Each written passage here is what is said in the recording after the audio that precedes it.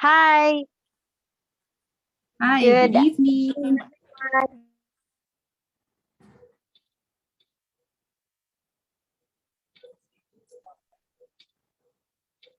Miss April, please lead us in the opening prayer.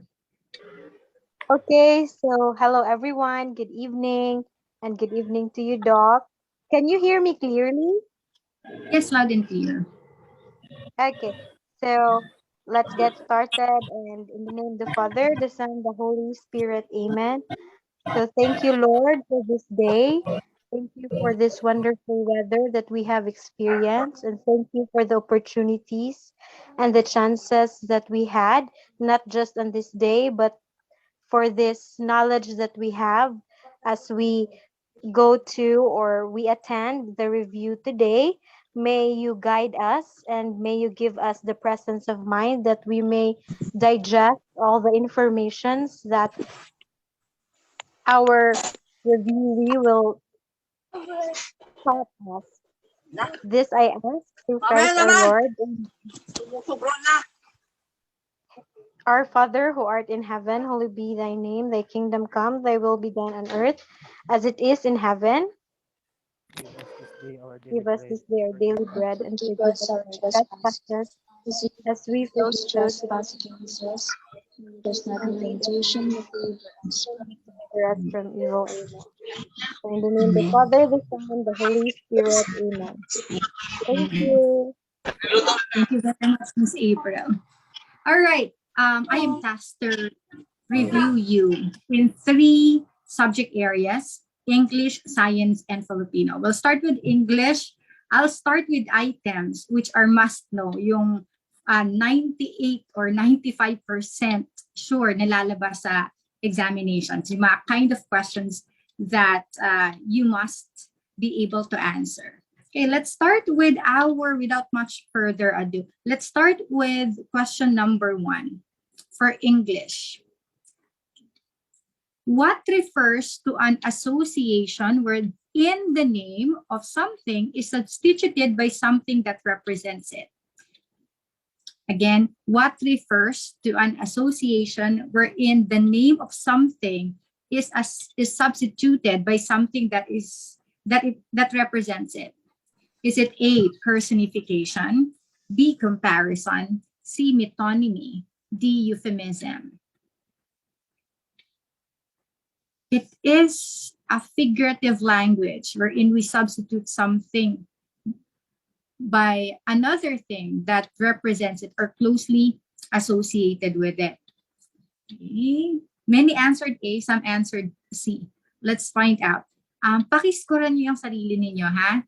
So we would know kung makakailang kayong items over 50. The first 20 items would be under English. Okay, let's reveal the correct answer. Okay, that figurative language is metonymy. Okay, figures of speech definitely will be asked or will be covered in the licensure examination. What makes it challenging is that aside from the meaning is not literal, what makes it challenging is that there are a lot of figures of speech in the English language. And let's try to cover as many as we can this evening. Okay, figures of speech could be categorized into three. We have figures of resemblance or relationship, um, figures of speech like simile, metaphor, personification, metonymy, synecdoche, and euphemism. Okay, those are under resemblance of relationship. Okay, there are also figures of speech which are categorized as for emphasis or understatement. Figurative language like hyperbole, paradox, oxymoron, and irony. And the last one, the last category, oftentimes used in poetry, are figures of sound like alliteration, assonance, anaphora, and onomatopoeia. Okay. Let me give you a review on each of these categories, and then we'll try to answer drills later. Okay, let's start with simile. This is the easiest to identify or uh, to tell when you encounter it in the questions. Simile is comparison between two unlike things using the words like, or as. Okay, basta may like and as yan, and you are describing two unlike entities. When we say unlike entities, we do not compare a person with another person. Then it's not figurative, literal lang yon. But when we say unlike entities, you compare a person with an animal, compare a person with a non-living thing, or two unlike entities. For example, as slippery as an eel, okay, eats like a pig, as blind as a bat. So when you say like and as, those are clues, okay, that it's simile. Next, we have metaphor. Direct comparison between two unlike things or ideas. When we say direct comparison, it's because we don't use words like like and as. For example, when we right away say heart of stone, time is money. We don't say time is like money. Time is as important as money. Okay, that's simile. But when we directly compare them, time is money, that's metaphorical. Next, the world is a stage. The world is like a stage, simile, but we say the world is a stage directly. That's metaphor. Next, personification. Right away, you can spot this because of the word person. When we give human qualities to non-living things or ideas, like the flowers nodded. Flowers do not literally nod, but when the wind blows and flowers are like swaying or nodding, so that makes it figurative. What else? The snowflakes dance. The thunder grumble. So personification yan. And synecdoche occurs when a part is represented by the whole, or conversely, the whole is represented by the part. For example, when we say behind bars, bars would represent jail. So she is behind bars, that means synecdoche. She is in jail.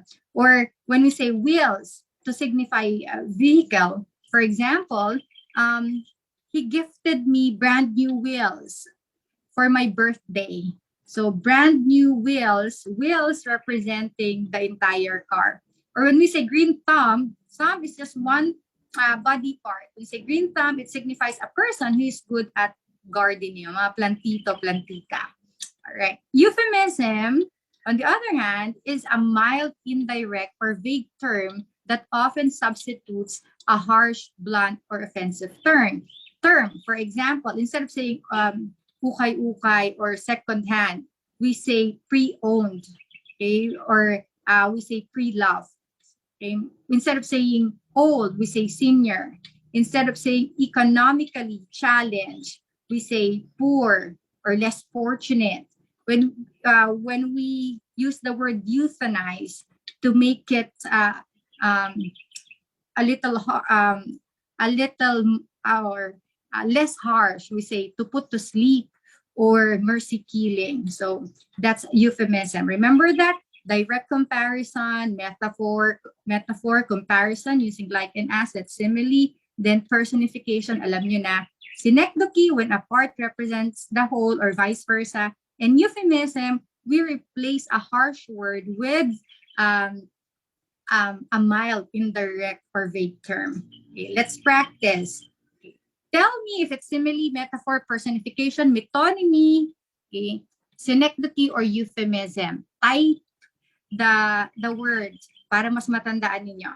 Let's start with this one. A dream is a wish your heart makes. A dream is a wish your heart makes.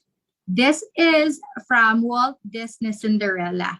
Tandaan nyo pati yung mga titles, yung mga title and from what literary piece this the examples are taken. A dream is a wish your heart makes. The correct answer is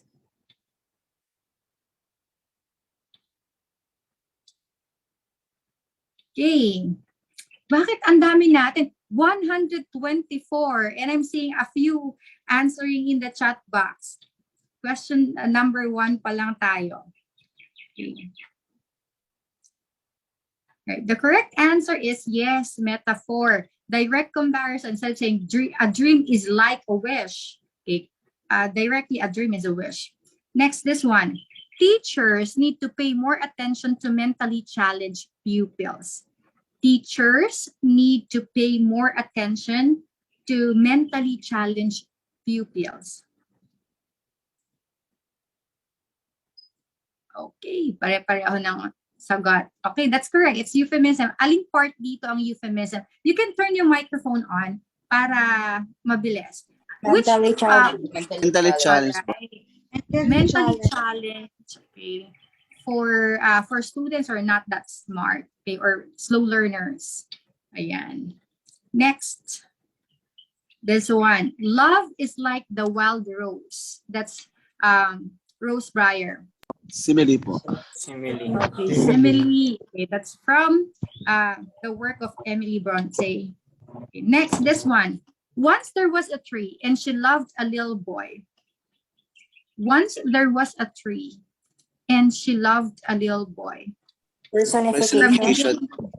All right, personification yan. This is taken from The Giving Tree by Shel Silverstein. Tandaan niyo yan. Baka kasi hindi figurative language sila makover sa English literature naman. Okay, from which literary piece was this line taken? Okay, at least we are shooting two birds with one stone. Okay, next, this one. It was a brilliant idea because 10 heads conceptualized it. It was a brilliant idea because 10 heads conceptualized it. Correct answer is? Okay, answer. Alright. Synecdoche. A part represents the whole. Alin dito yung synecdoche? Which part is synecdoche? 10 heads. 10 heads. Meaning, Brilliant alright. idea. Brilliant idea ba? It's a 10 heads because that would be representing 10 thinking persons, okay, or ideas of 10 persons. All right. So let's proceed to the second category. Let's start with hyperbole, meaning exaggeration. We use exaggeration for emphasis or effect. For example, I've told you to stop 1,000 times. That's not literal that you say it for 1,000 times, but to give emphasis, okay, to give more impact, to say 1,000 times. That must have cost $1 billion. Okay, that is exaggeration, but the main or the message really is it's very expensive. Or I could do this forever. Of course, you won't be able to do that forever, but it's giving emphasis. Okay, so that's hyperbole. How about oxymoron? Oxymoron is when we pair two words together that are opposing or contradictory. For example, she's pretty ugly. Okay, what you mean? What you're trying to say, ugly talaga, di ba, pangit? Pero pretty ugly, pretty, that's positive, then ugly, that's negative. That's oxymoron. What else? Terribly good. Okay, you won't say terrible, that's negative, then good is positive. It's a wise fool. Okay, what else? My sister and I had a friendly fight over the lipstick. Okay, how could a fight be friendly? So oxymoron. I think the professor stated his unbiased opinion regarding the student response. What makes it oxymoron? When it's an opinion, it's subjective. So unbiased opinion, so contradicting. Next, a paradox is a statement that appears at first to be contradictory, but upon reflecting, then makes sense. Sometimes, ito yung mga parang saying siya. Parang isipin mo, it doesn't make any sense, or how could that be? But if you will ponder on it, oo nga, ano. So paradox yun. For example, the enemy of my enemy is my friend. O, diba? The enemy of my enemy is my friend. Okay. Ang kaaway ng kaaway mo ay kaibigan mo. O, diba? Ay, oo nga. It makes sense. So it's a paradox. If you don't risk anything, you risk everything. Okay, that means you don't risk anything. Okay, what else? I know one thing that I know nothing. Okay, I know one thing that I know nothing. Okay, or pag sinabi natin na knowing that you know something is knowing something. Okay, so that is another example of paradox. Okay, by the way, it was Socrates, as according to Plato, said, I know one thing that I know nothing. Okay, knowing nothing is knowing something. Right. And irony occurs when there's a marked contrast between what is said and what is meant, or between appearance and reality. But for English majors, marami pang klase ng irony. But we'll talk about irony in general. Okay. For example, how nice, she said, when I told her I had to work. Okay, when I told her I had to work all weekend. Parang, it's ironic, no? Parang sarcastic. Okay. I had to work all weekend. Oh, how nice. Pero, of course, that's very tiring. That's verbal irony. Situational irony. A traffic cop gets suspended for not paying his parking tickets. Okay? What makes it ironic? A cop should be implementing traffic rules. But then, the cop violates the rules. So that's ironic. What else? Another example of situational irony. The Titanic was said to be unsinkable, but sank on its first voyage. So those are examples of irony. Right. Let me test your understanding. Tell whether it's a hyperbole, paradox, irony, or oxymoron. Let's start with this one. Okay, from Gail Carlson Levine, Vidya was complicated. Two fairies in one, a loyal traitor. Vidya was complicated. Two fairies in one, a loyal traitor.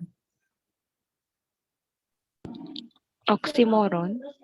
All right, which part is oxymoron? Correct. Loyal traitor. All right. Loyal, tapos traitor. Okay. Yes. I love you to the moon and back. When someone tells you, I love you to the moon and back. Diba, madalas natin. Hyperbole. Okay, but hyperbole to? Okay. Bakit hyperbole? Exaggerate. Yes, exactly. Pero syempre, kinikilig naman tayo pag sinasabihan tayo ng ganun. Pero of course, it's a scam. Ayan, sabi, it's a scam. Next, eto. Life is a preparation for the future. The best preparation for the future is to live as if there were none. Ayan. The best preparation for the future is to live as if there is no future. Paradox. Yes, parang ano yun? Okay. Paradox. But it makes sense, right? If you would think that today is your last day on earth, then you would do all the things that you can do. All the things that you can do today. So paradox yan. That's from Albert Einstein. Next, a retired CEO of the Crayola company suffered from color blindness.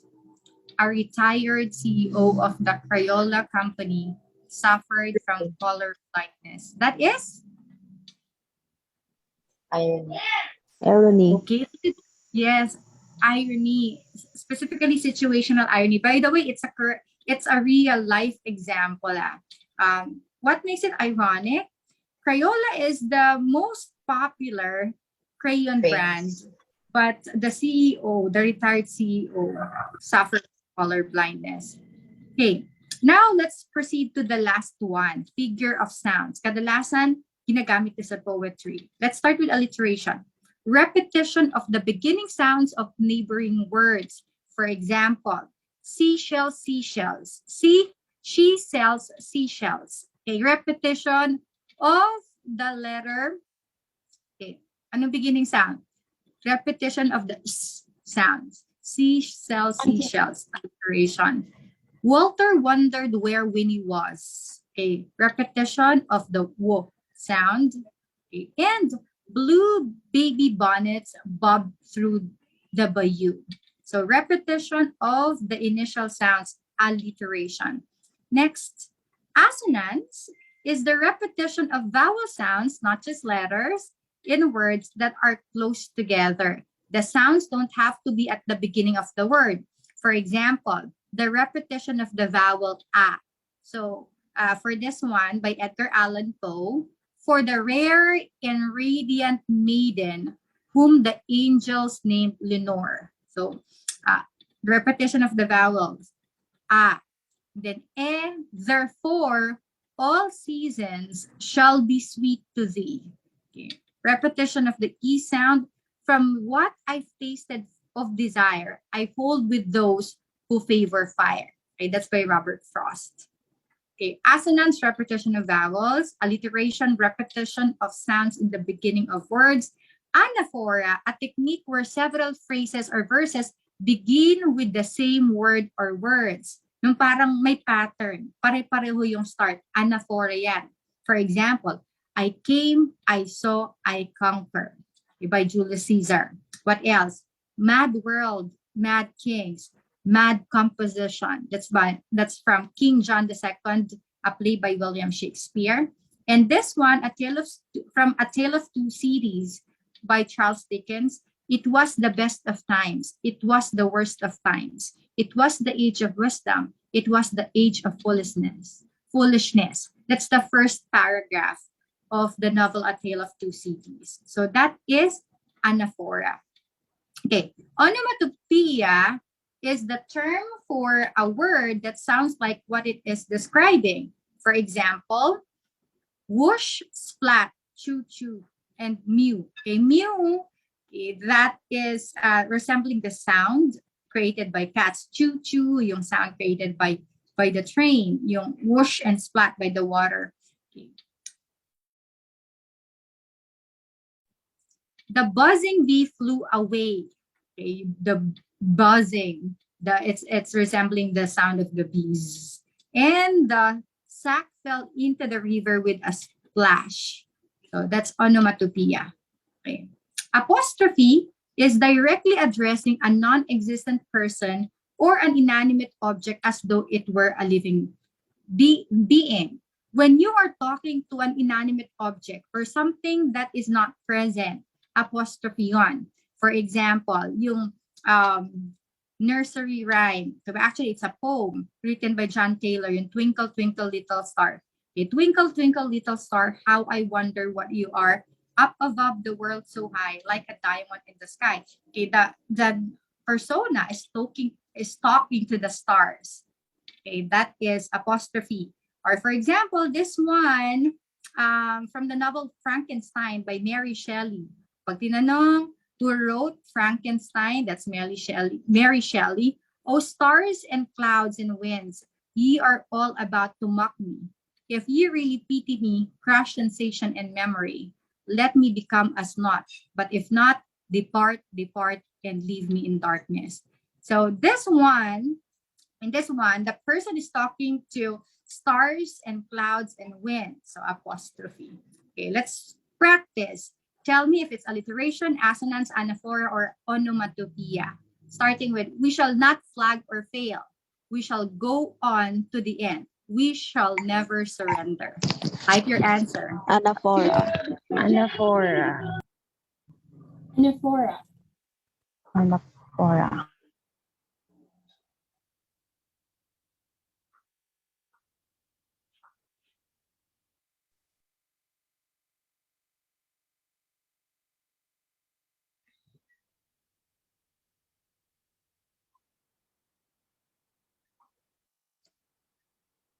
Okay, the correct answer is? Anaphora. Yes. Okay. Why anaphora? Repetition of we shall. Okay. We shall not. Okay, we shall. Next. Fred fried frogs legs on Friday. Fred fried frogs legs on Friday. Alliteration. Okay. Alliteration. Repetition of the beginning sound. The F, okay, repeated many times. Okay, next, this one. Uncertain rustling of each purple curtain. Onomatopoeia. Uncertain rustling. Please type your answer daw. Kasi yung iba, nadidelay yung sagot. Uncertain rustling of each purple curtain.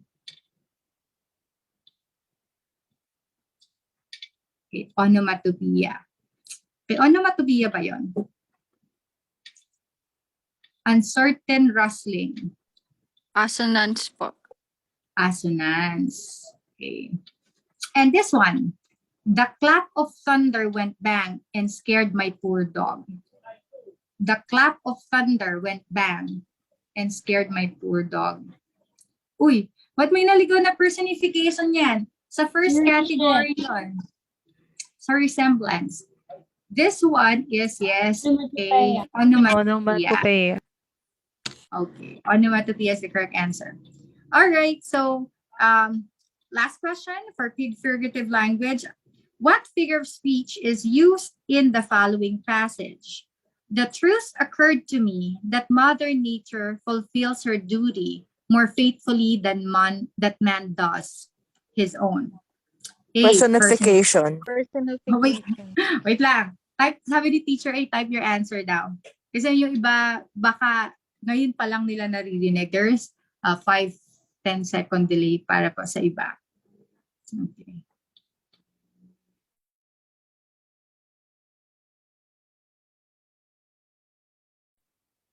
Okay, type na lang daw po ang sagot. Okay, para dun sa ano, may mga delay. Alright, correct answer is yes, personification. Bakit siya naging personification?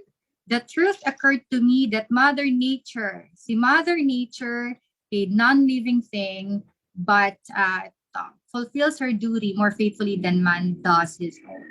Okay. So that's for figurative language. For number 3, the total of traditional derived and orally transmitted literature, material, culture, and custom within predominantly literate and technologically advanced societies is referred to as A, folk song, B, folk tale, C, folklore, or D, folk literature.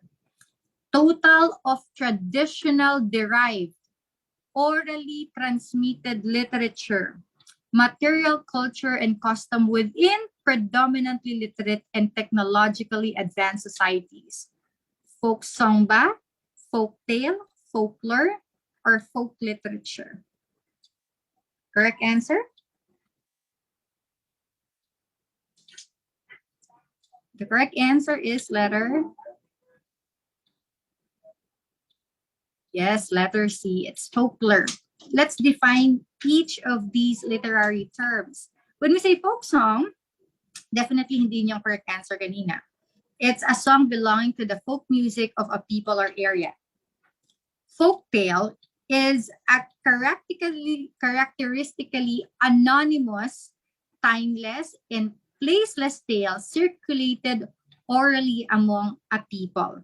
They are the same with in that sense. They are the same sa folklore, because folklore and folktale are both passed on through oral tradition or oral literature. Folklore, the traditional beliefs, customs, and stories of a community passed through the generations by word of mouth. And folk literature includes all myths, legends, epic, fables, and folk tales passed down by word of mouth through the generations. So it's more of a collective term. Number 4, who is recognized as the father of modern fantasy literature? A, J.R.R. Tolkien, B, J.K. Rowling, C, Samuel Clemens, D, Homer. Who is recognized as the father of modern fantasy literature? A, J.R.R. Tolkien, B, J.K. Rowling, C, Samuel Clemens, or letter D, Homer.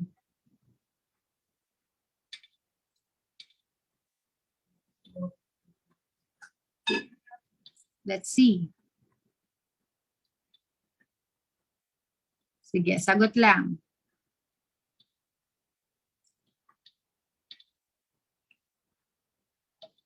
The correct answer is letter A, J.R.R. Tolkien. Let's rationalize. Gen Ed, yes po, Ma'am Venus.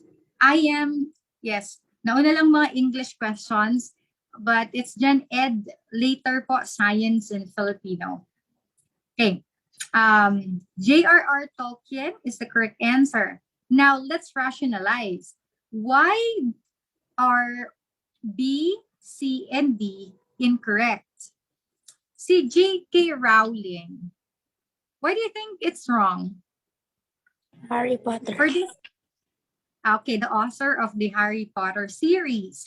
Bakit mali? You can turn your mic on kasi ano naman to rationalization part. Because father po yung tinutukoy, father of modern literature.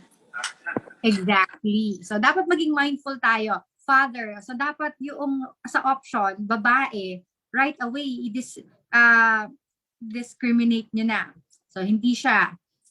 Next, si Samuel Clemens.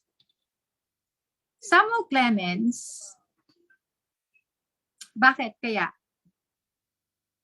Bakit hindi si Samuel Clemens?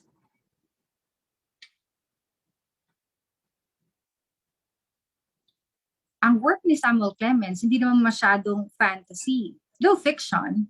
Okay. And si Homer, definitely wrong. Bakit? Iliad. Yes, Iliad, the author of Iliad and Odyssey. So, it's an epic, okay? But that still is literary work. Father of American, si Samuel Clemens. Old Pero na si po. Homer, bakit hindi pwedeng maging correct answer Old si Homer? literature po. Yes, hindi siya pwedeng maging modern literature. Bakit? Oldest or he is the author in the Greek civilization, oldest civilization siya. So hindi yan pwedeng mag-modern, sobrang luma. So J.R.R. Tolkien is the father of modern fantasy literature. Okay, the author of The Lord of the Rings, also The Fall of Gondolin, okay, and The Hobbit.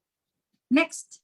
Okay, Samuel Clemens is the real name of Mark Twain. So Mark Twain is just a pseudonym or a pen name. One of the greatest novels in American literature is The Adventures of Huckleberry Finn of Samuel Clemens. Okay. His other works include A Connecticut Yankee in King Arthur's Court, Life on the Mississippi, and The Innocents Abroad.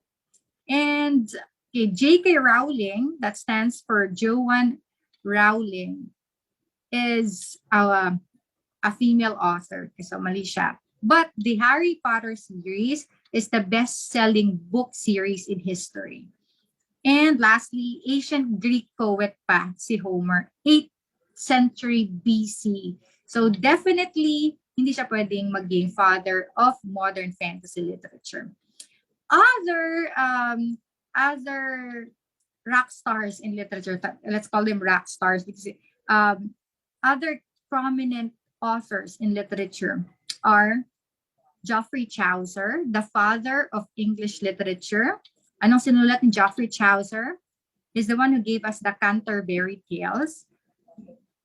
So he is also considered as the father of poetry, language, and short English poetry, language, and short story. Francis Bacon is the father of English essay. Sino ang father of modern essay? Francis Bacon, Elizabethan author to eh. Mga kabatch to ni Shakespeare. Okay, sinong Montaigne? Sinong Montaigne? Miquel de Montaigne, ayan. Miquel de Montaigne is the father of modern essay. Next, Jose Rizal, our national hero, is also given the title Father of Philippine Children's Literature. Bigyan nyo nga ako ng isang children's lit na sinulat ni Jose Rizal.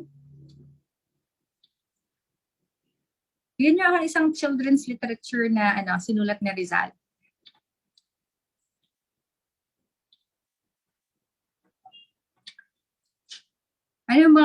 Anong mga story, children's lit? Okay. Mga kwentong pambata ni Rizal. Can you give me one?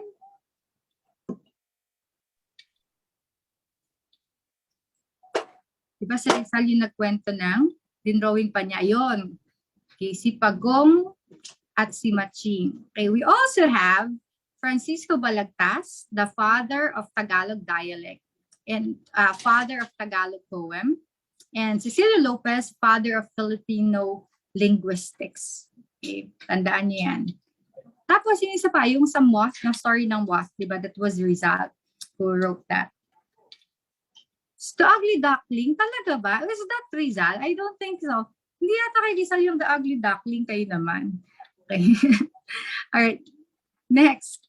Which of the following is Edgar Allan Poe's story of terror about a hypochondriac living in morbid fear? Which of the following is Edgar Allan Poe's story of terror about a hypochondriac living in morbid fear? Is it A, Annabel Lee, B, The Fall of the House of Usher, C, Macbeth, letter D, The Raven?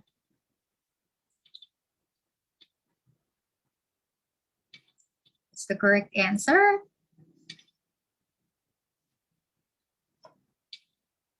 Yeah. Most of your answers are letter B and letter D. Parang sure na sure si Miss Grace, B, B, B, B.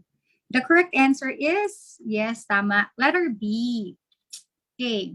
The Fall, right, this one also is written by, The Fall of the House of Usher reveals that the tragedy of Roderick Usher, who suffers from a variety of mental health disorders, not even invented or named by modern psychology when Poe wrote about them.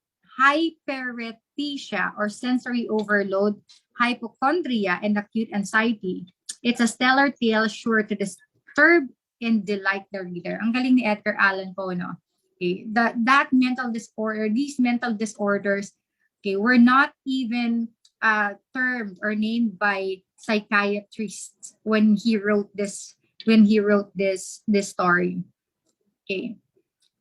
The Raven is also written by Edgar Allan Poe and same with Annabel Lee. Ang naiba lang sa mga options is Macbeth, which was written by William Shakespeare. The Raven is a narrative poem by Edgar Allan Poe in January 1845. It tells about a talking raven's mysterious visit to a distraught lover, tracing the man's slow fall into madness.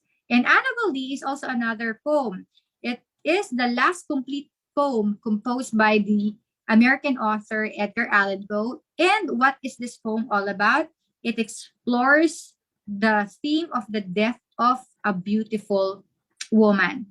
Macbeth is a play by William Shakespeare. It was set in Scotland, wherein the play dramatizes the corrosive psychological and political effects produced when evil is chosen as way to fulfill the ambition of power.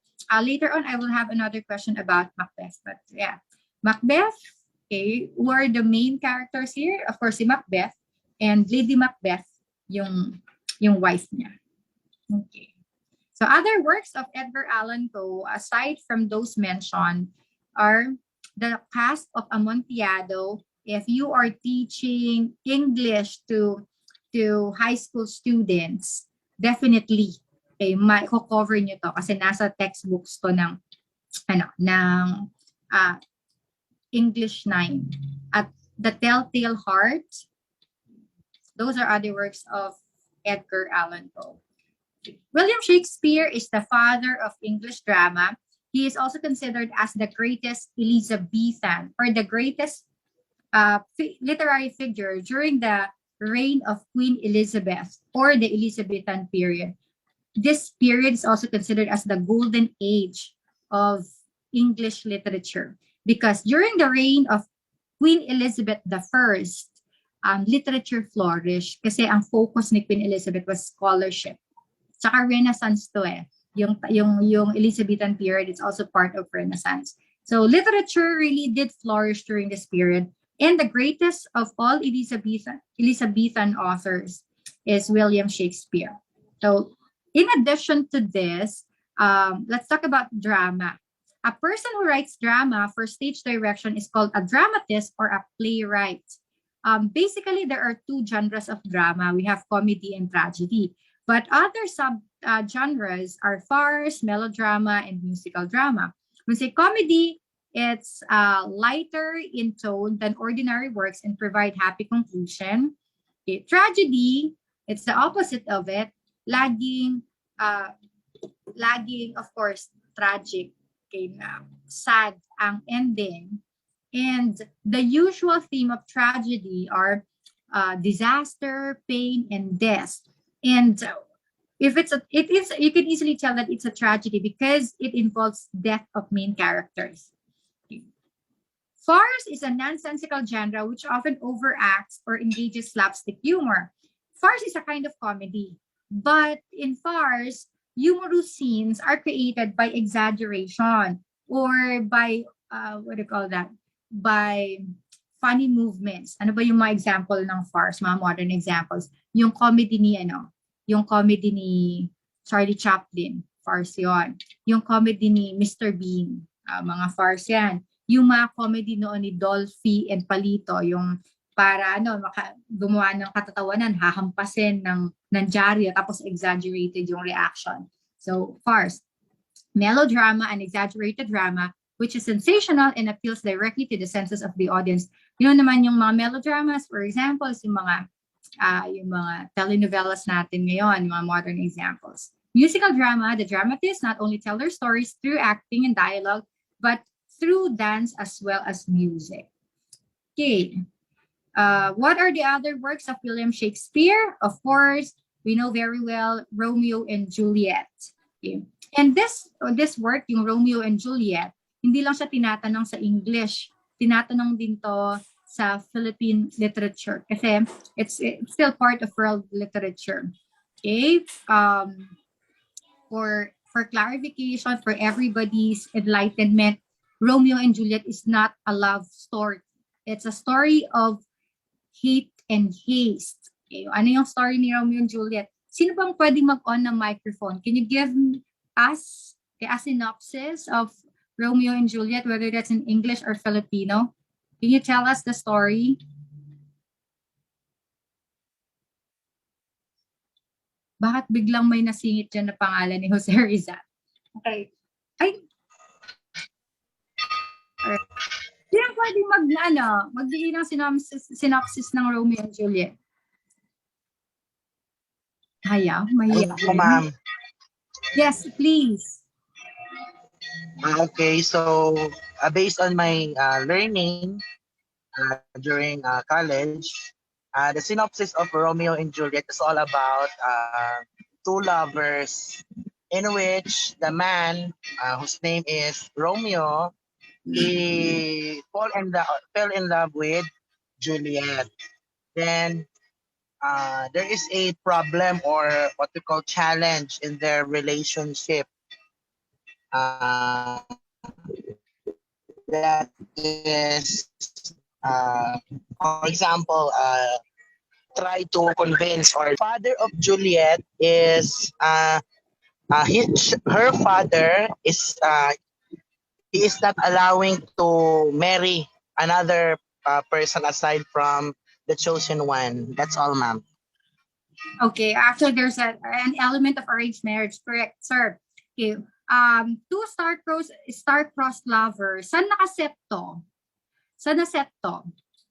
Anong setting? Saan naganap tong Romeo and Juliet? Kasi baka hindi kayo tanungin sa plot, tanungin naman kayo sa setting.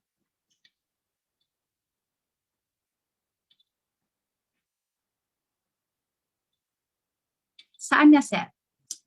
This play was set in Verona, Italy. In Europe, ma'am, Europe. Yes, in Europe, specifically in Italy, Verona, Italy. Okay, two star-crossed lovers kasi there's a long existing feud between two families. The family of the Capulets, yun yung family ni Juliet, and the family of the Montague, yung family ni Romeo. Why is this not a love story? It happened in just 1 week. Magkasama na lahat. They met during the Capulets ball. Hindi naman invited talaga ang Montague doon. Pero because of his friends, si Romeo, nag-gate crash nagpunta sa party ng mga Capulets, which was actually meant para maging close si Juliet at saka yung naka-arrange na mapangasawa niya. So Juliet was only 13 that time. And then love at first sight ang mga ang eksena. And ayan, the setting is in Italy. Love at first, they fell in love at first sight. Of course, that's not love. Okay, that night, and then they made love, may bed scene na agad during the first night, and then they get married the next day. After ng marriage, ayan, bakit the story of hate? Romeo's best friend, okay, Mercutio, was killed by Tybalt, the cousin of Juliet. So of course, parang kapatid din ni Romeo, out of rage, napatay din niya si Tybalt. Because of that, Romeo was not sentenced death kasi sabi ng king ng Verona, I had to be fair. Tybalt killed Mercutio, and Romeo, out of anger, killed Tybalt. So I will not be punishing him death, but he can never step in Verona ever again. So pinatapon siya sa ibang lugar. So before, to stop the marriage of Juliet, okay, with another man, the friar na tumulong para makasal si Romeo and Juliet created a potion, and that potion will make the heartbeat of a person stop. So merong letter doon, okay, may letter na pinrepare si Juliet, meet me at the vault, yung parang yung libingan ng family ng mga Capulets. Okay, I'm not really dead, I'll be awake after 48 hours. Okay, hindi ngayon nakarating kay Romeo yung letter because he rushed back to Verona nung nabalitaan niya namatay si Juliet, nagpakamatay si Juliet. So hindi niya nabasa ang letter. So Romeo drank a poison right beside Juliet's seemingly dead body. Okay, nainom na niya yung poison, pero nung magising si Juliet, nakita niya na patay na si Romeo, totoong patay na si Romeo sa tabi niya. Nag-suicide na din si Juliet. Okay, so that's not a love story. It's a story of hate and haste. Okay, why did I explain it that thoroughly? Kasi tinatanong din siya sa Filipino. Antony and Cleopatra's affair brings about the downfall of the Egyptian pharaoh and results in Octavius Caesar becoming the first Roman emperor. Like Romeo and Juliet, miscommunication leads to Antony killing himself and Cleopatra later doing the same. So parang pareho ng plot. But of course, iba yung setting. Antony and Cleopatra was set in ancient Egypt. Okay, Macbeth, ito nabanggit natin kanina. Ano naman ang conflict sa Macbeth? Okay, Lady Macbeth convinced Macbeth to kill the king because of ambition. Kasi merong soothsayer nagsabi na no woman born can kill Macbeth. Tapos si Macbeth daw ay magiging king. May ganun na prophecy. So parang masyado na-excite si Lady Macbeth. So inunahan na nila yung fate.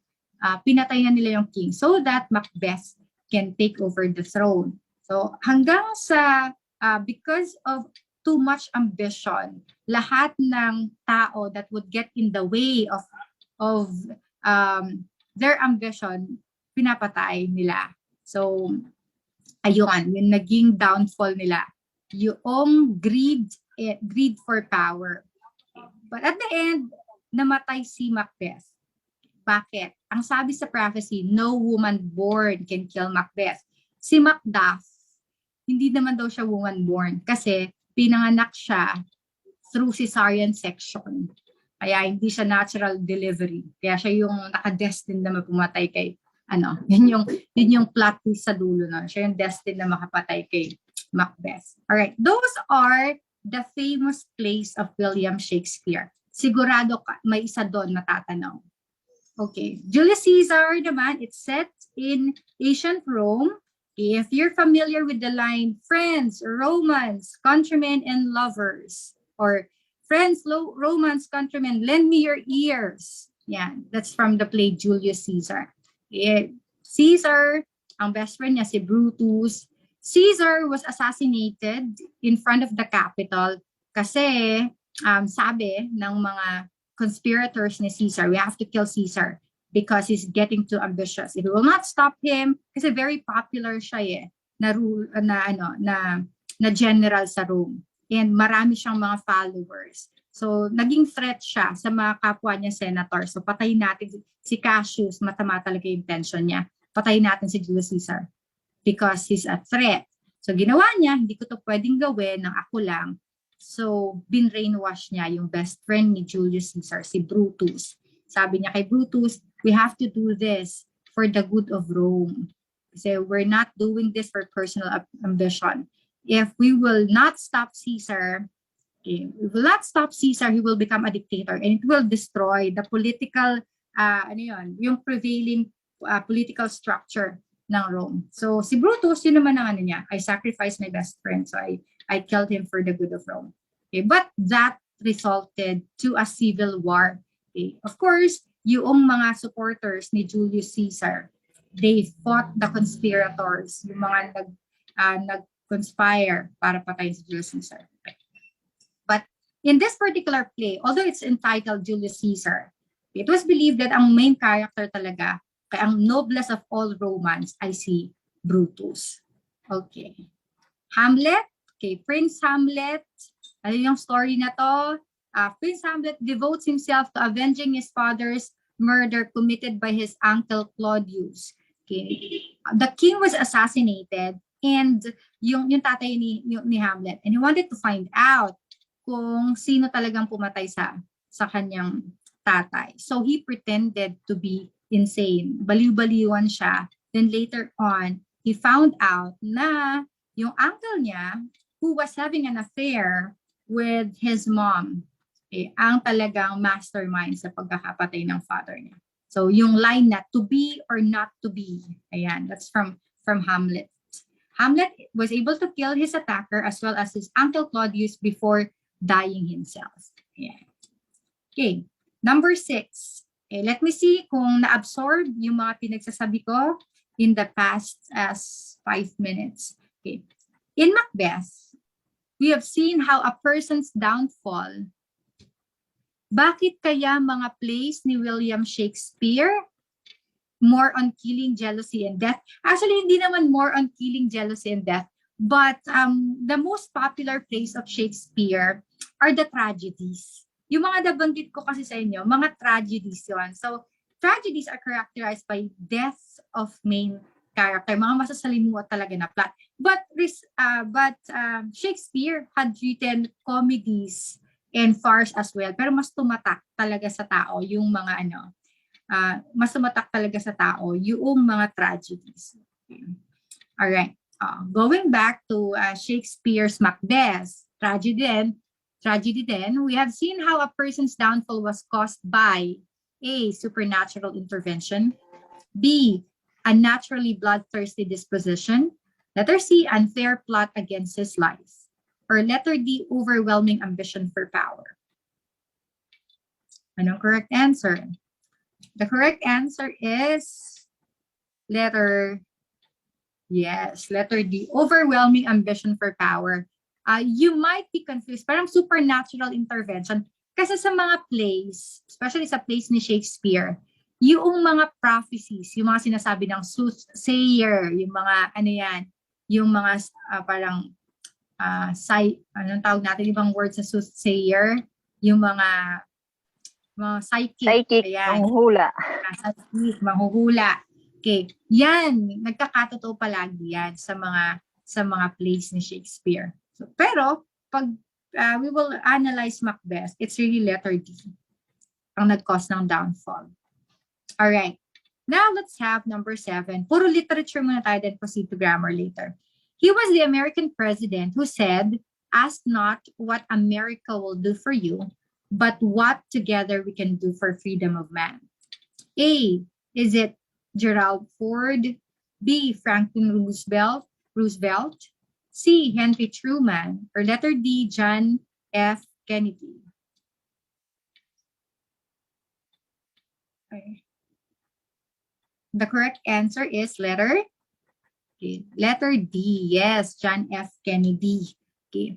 Oftentimes it's quoted as, ask not what your country can do for you, but ask what you can do for your country. I didn't realize meron na palang soothsayers. Yes, sa time ng 17th or 18th century. So hindi lang hindi lang sa time ni Shakespeare. Yeah. Kahit naman sa ancient Greek literature, ando na yung element ng mga prophecies palagi. Okay. JFK, ask not what your country can do for you, but ask what you can do for your country. Na-plagiarize pa, nag-i-issue pa to kay Tito Soto kasi tinagalog niya to. Hindi niya sinite si JFK. Sabi, plagiarize. Bakit naging plagiarize yung speech ko? Hindi naman marunong magtagalog si JFK. Amerikano yun. Okay, but still, yun pa rin yun. Alright. Okay.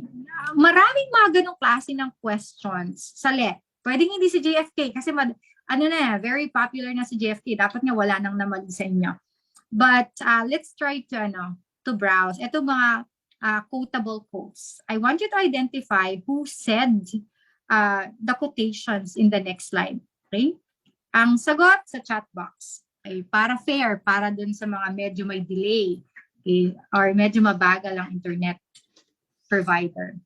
Okay, guess the authors of the famous quotations. Who said that to learn, you have to listen, to improve, you have to try? To learn, you have to listen, to improve, you have to try. So, nagsabi niyan. Gagaling. Tanggalin ko kayo clue sa baba. Correct answer, yes, that's Thomas Jefferson. Okay. Next. Sino naman nagsabi na to? Anyone who has never made a mistake has never tried anything new. Anyone who has never made a mistake has never tried anything new. Correct answer is? Yes, Albert Einstein. Okay. Next. The best way to predict the future is to create it. Totoo naman, diba? Kung may gusto kang mangyari, i-work out mo. Din yung mangyayari. Luisa. Sino nag-answer ng Loisa? Sino nag-answer ng Loisa doon? Okay, correct answer is, yes, Abraham Lincoln. Okay, next. This one. Be the change you want to see in the world. Okay. Ano to? Sikat na to. Be the change you want to see in the world. Yan, sige. Nagkamali-mali na tayo ng spelling. Buti na lang, multiple choice. Correct answer is, yep, Mahatma Gandhi. Last one. Education is the most powerful weapon which you can use to change the world. Tayo mga education graduates, mga teachers, mahilig natin i-quote to. Nabago na ang apelido. Iba na ang apelido? Ay, typo. Alright. The correct answer is, yeah, Nelson Mandela. Okay. Those are just, ayan, ito pa. Last one. Who said that holding on to anger is like drinking poison and expecting the other person to die? Holding on to anger is like drinking poison. Yan. Kaya mag-let go kasi mas nagsasuffer tayo pag nagtatanim ng mga grudges. Correct answer is yes, Gautama Buddha. Alright. These are just some of the quotable quotes. Okay? Magbasa-basa pa kayo ng mga ganon. Kasi, definitely may mga ganong items. Alright. Let's proceed now to grammar. Now, I'll just give you a tip. When it comes to literature, there is a very huge repertoire of literary pieces. Kahit kami mga English majors, it's hard to be familiar to all the literary works. But here's the tip. Okay. Since you will be teaching, for example, you will be teaching elementary you will be taking yung for elementary or you will be teaching high school students. Ang gawin ninyong review, ngayon pa lang, okay, months before the exam, hiramin ninyo yung mga textbooks sa LM, yung mga textbooks sa high school. Yung, for example, sa high school, sa grade 7, Philippine Literature, sa grade 8, Afro-Asian Literature, sa grade 9, English American Literature, sa grade 10, World Literature. Hiramin nyo, kung may mga kapatid kayo, we can visit a library, get the textbooks, okay, for those subjects. Bakit? Doon madalas kumukuha ng mga questions sa literature. Of course, ang mga magbibigay ng test, doon kayo ititest ako anong ituturo ninyo. Like in my case, during my first year of teaching, okay, ang unang-unang assignment sa akin before pa lang mag-start yung academic year is to prepare syllabi. I was told to prepare syllabi for English for second year, for third year, and fourth year. Wala pang K-12 noon. So, kapag magpe-prepare ka ng syllabi, syempre, iba-browse mo yung textbook kasi doon mo kunin yung topics, ano yung cover mo, ganyan, blah, blah, blah, blah. Right? So, sa akin, parusa yon kasi sobrang hirap nang gawin. But it helped me a lot in preparing. Di naman po intention yan, pero it helped me a lot in preparing for the licensure examinations. Kasi yung mga literary works na hindi nabanggit sa review namin noon at hindi rin naituro sa amin noong college, lumabas. Yung mga works na, yung mga literary works na nasa textbook. Okay. And kadalasan, yung mga works na yon hindi natin nakukover nung high school tayo. Yung iba kasi, di ba, hindi naman natin natatapos buong textbook. Nasa dulo yung mga may mga stories, may literary pieces na nasa dulo. Hindi natin nakukover. Plus, when we read textbooks, they provide us excerpt, yung pinakamahalagang part na we need not to read the whole novel kasi it will take us so much time. And we need not to read the whole novel, okay, yung mga classics na yan, yung buong piece na yan. But the most important parts or the excerpts are in the textbooks. Plus, meron pang a spotlight on the author, meron pang historical background.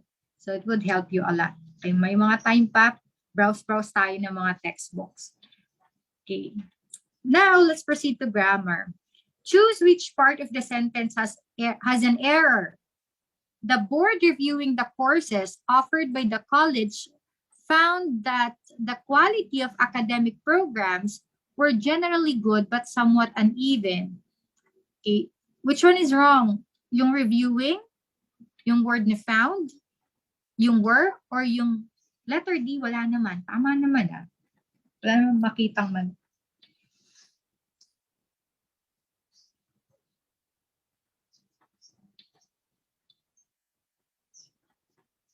The correct answer is, ayan na, lumabas na yung ating mga weaknesses sa grammar.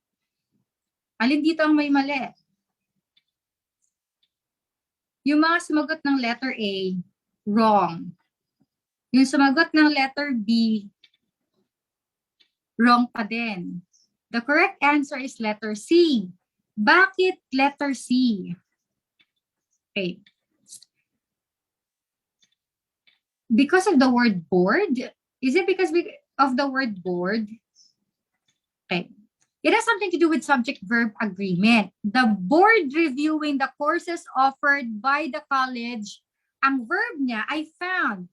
Okay naman. Kasi past tense, tapos found, whether that's singular or plural man yung board na yan, okay yan, safe. The quality of academic programs were generally good. This is a noun phrase. Ano talaga ang subject para sa verb na were? Is it the programs? Hindi. But yung quality noong academic program. So it should be was. Okay.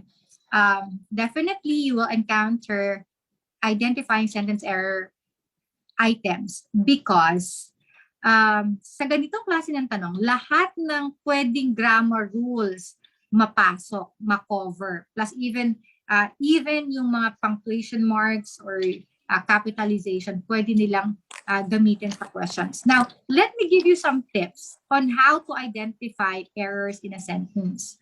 Na-explain ko na to. Tips for error identification. Number 1, dapat you are well-versed with the parts of speech. What are those? Nouns, names of person, places, things. Pronouns, words that substitute nouns. Okay, he, she, it, they. Okay. First person, second person. Okay, subject pronouns, object pronouns. Yan. What else? Adjectives, descriptive words, verbs, action words, adverbs, modifies.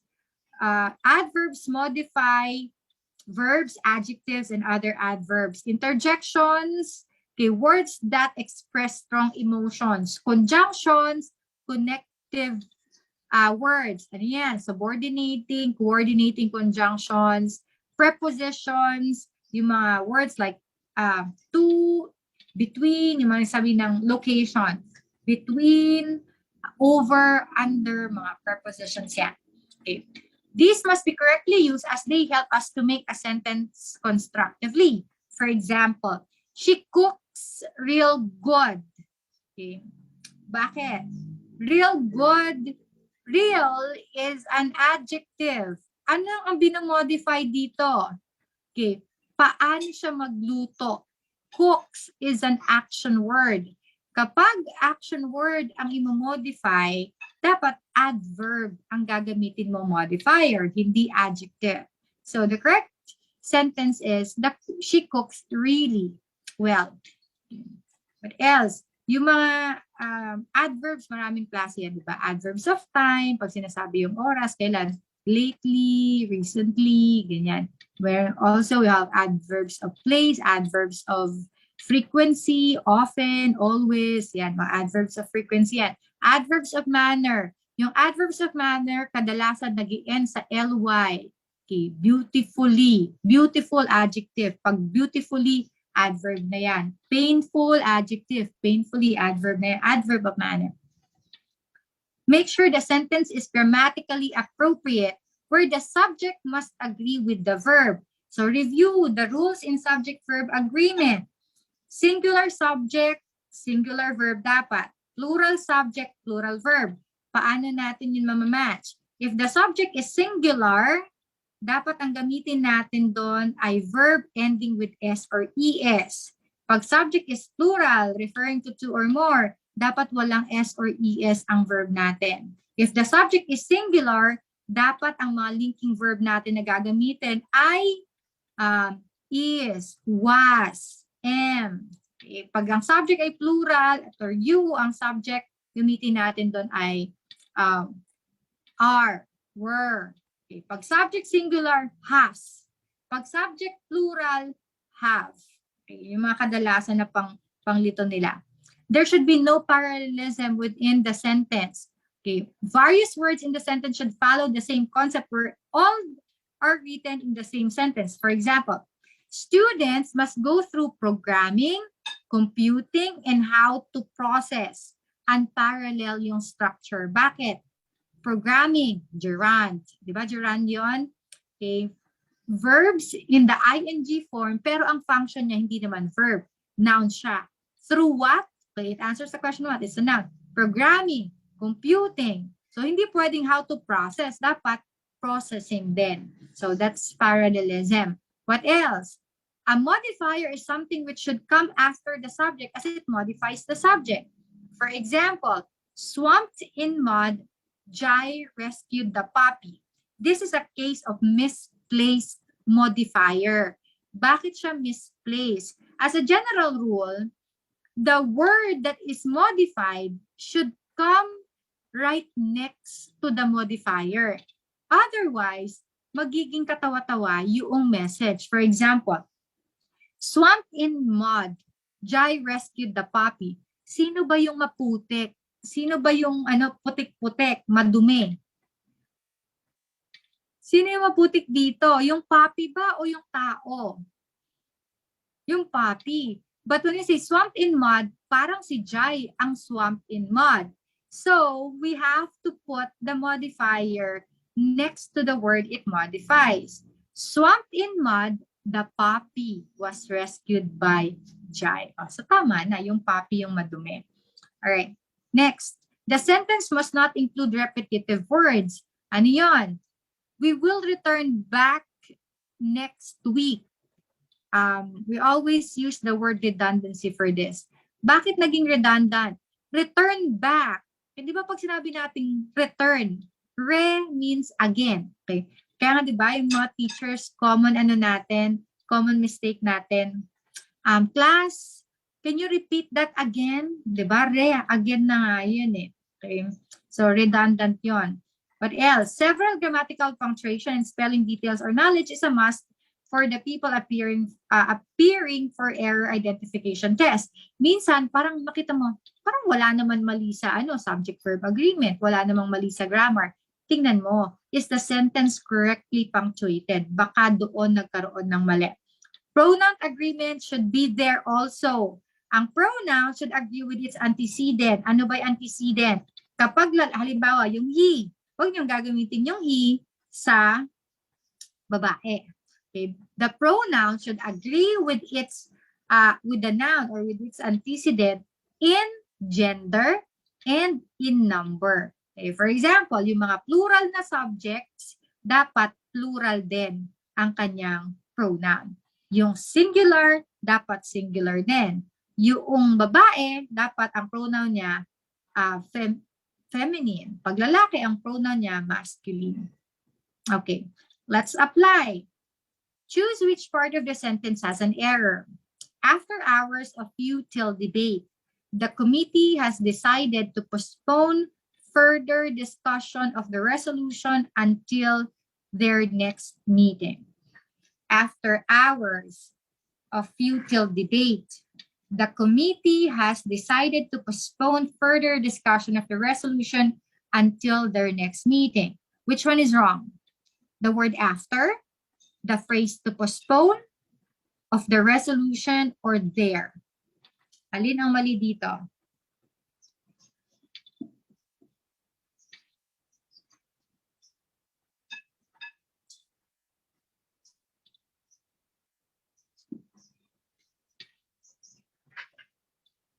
Ayan. Sige pa. Keep your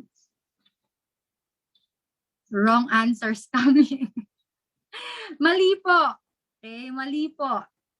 Hindi letter D ang tamang sagot. Ano ang tamang...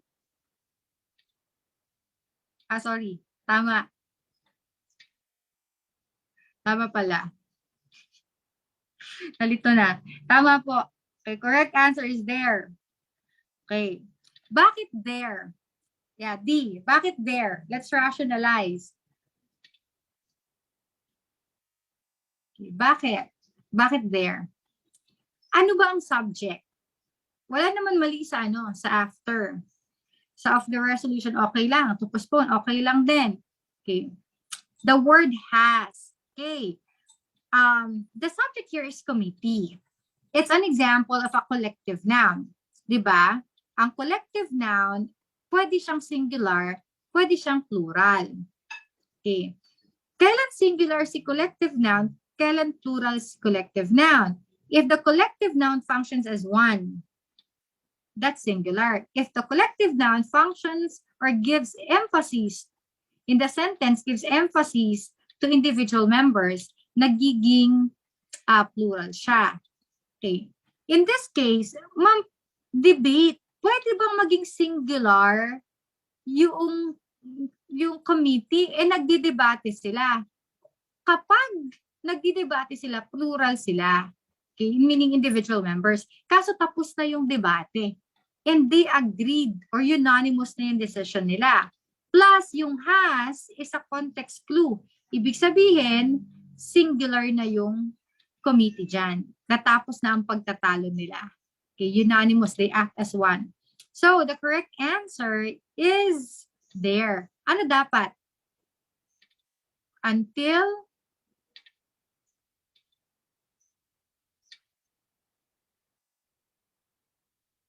pwede na until the next meeting or until its next meeting. Okay, next. Right, ayan. Ayan na, na-explain na natin. Next, choose which part of the sentence has an error. The students have discovered that they can address issues more effectively through letter writing campaigns and not through public demonstrations. The students have discovered that they can address issues more effectively through letter writing campaigns and not through public demonstrations.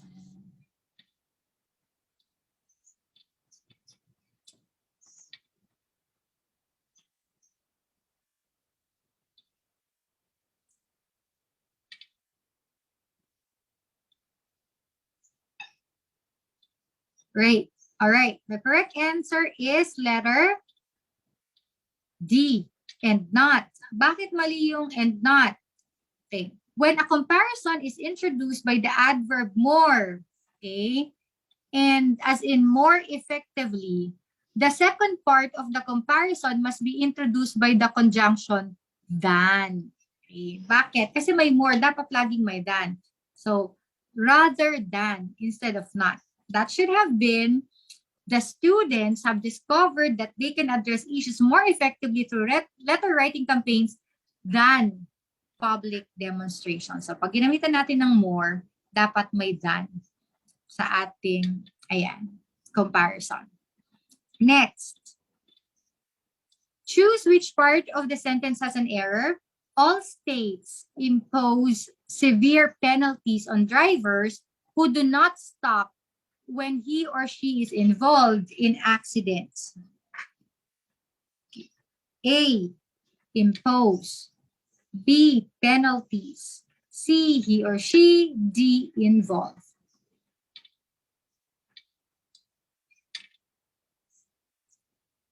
Answer?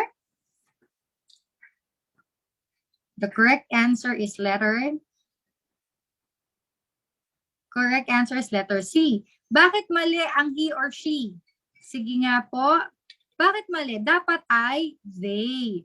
Because the antecedent of the pronoun is drivers. Plural yon. Pag driver yan, pwede he or she. Okay. Next. Explain na natin. No one dares to disobey Miss Johnson as she is the strictest between all the teachers. No one dares to disobey Miss Johnson as she is the strictest between all the teachers.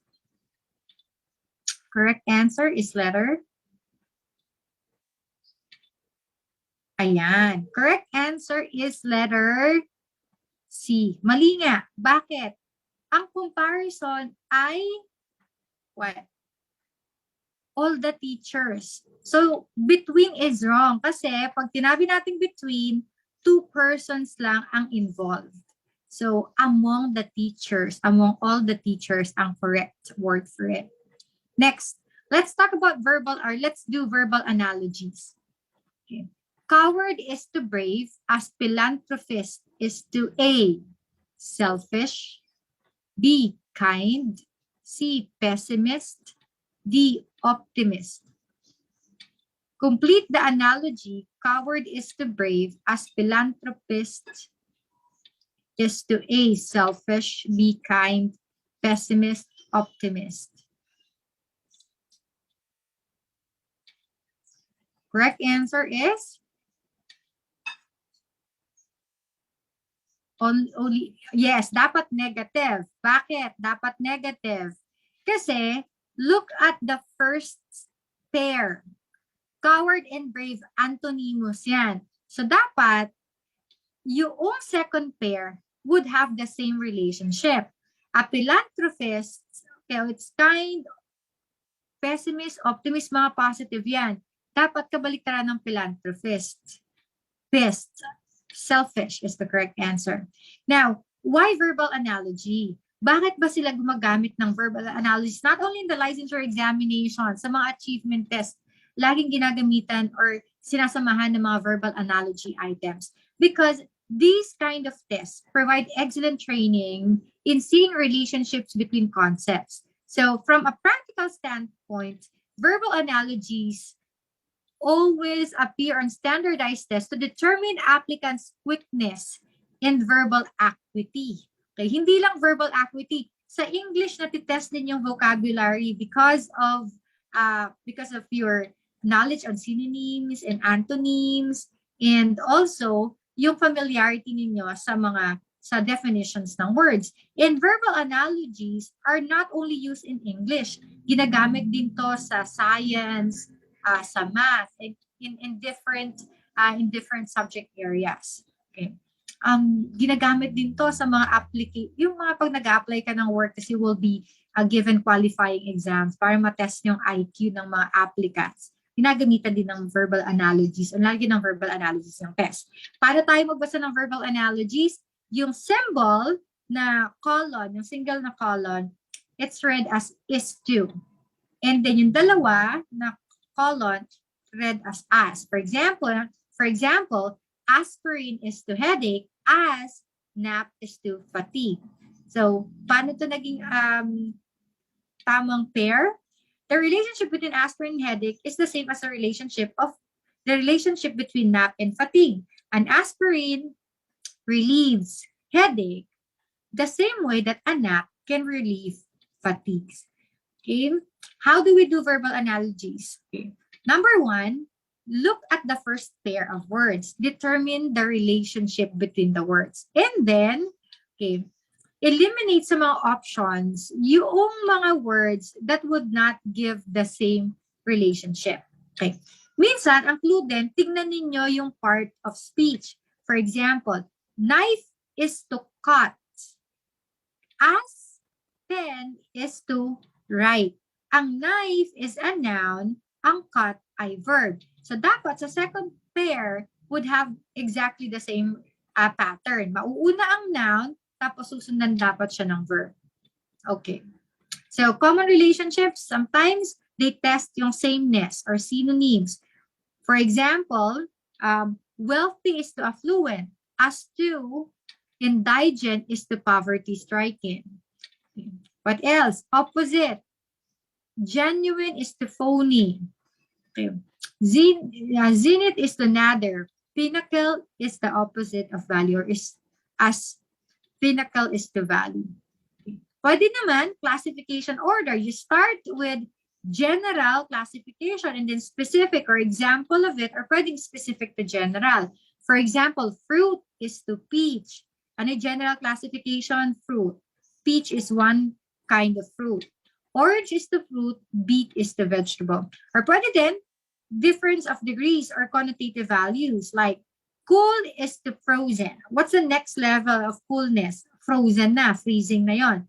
Same way as slender is to skinny. Ano bang mas mapayat sa slender? Skinny. Clever is to crafty, modest is to prim. Okay, let's complete the analogy. Stanza is to poem, as to act is to blank. Stanza is to poem, as to act is to blank.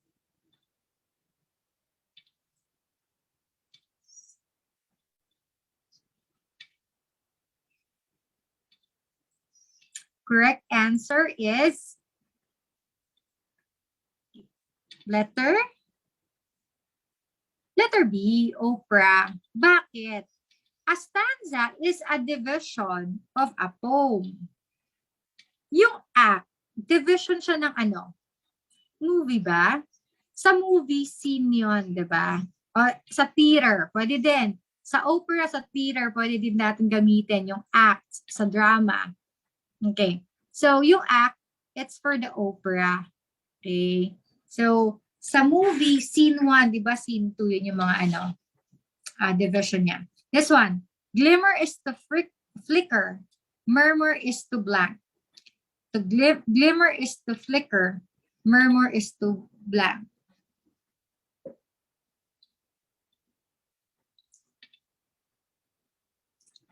Correct answer?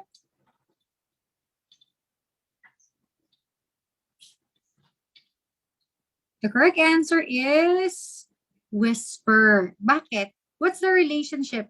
Glimmering and flickering, synonymous. So, dapat murmur, whisper. Okay, next, number 16. Bouquet is to flowers. Flock is to blank.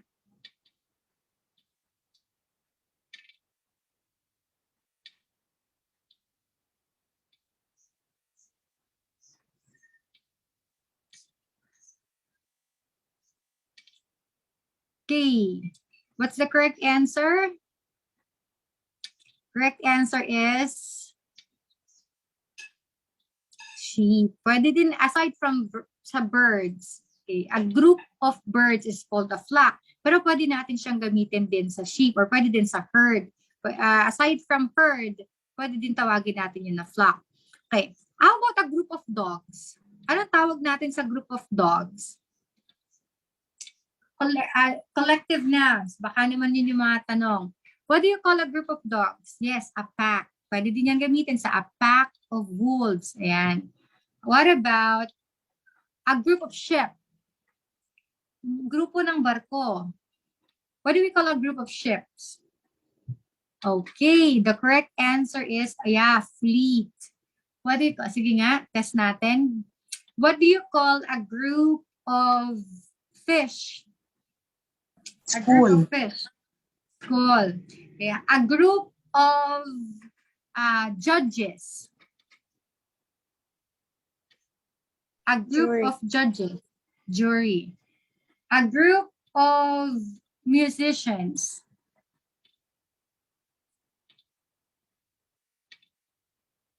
Band. Band. Okay, pwede din. Orchestra. Okay. Band. A group of Ensemble. ants. Ensemble. Okay, ensemble. Okay. A group of ants. Colony. Colony. A group of ano pa ba? A group of bees. Swarm. Colonies. Hive talaga. Orchids. A group of bees. Swarm. Okay. Ano pa ba? A group of tricycles. Transportation. Hindi, sabi ng mga estudyante ko, TODA daw. A group of tricycle is TODA. Joke lang yan, di matatanong. Walang group of tricycle. Okay, kasi ano yun, culture bound yung tricycle sa lahat ng ano. Yung tatanungin. Alright then. Tandaan ninyo ha, okay, collective nouns. Pag collective nouns, again, if it functions as one, singular. If it functions as individual members, or if the focus is on individual members, plural yan. Okay. Syllabus is to course. Agenda, group of tricycle drivers o yung TODA. Okay, ang galing. Okay. Anong tamang sagot? Syllabus is to course. Agenda is to what? Correct answer is yes, meeting. Okay. Next, number 18. Eavesdrop is the conversation. Trespass is to blank. Eavesdrop is the conversation. Trespass is to blank. Is to?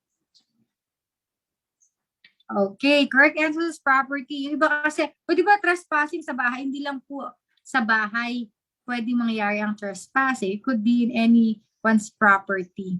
Okay. Librarian is to books. Curator is to blank.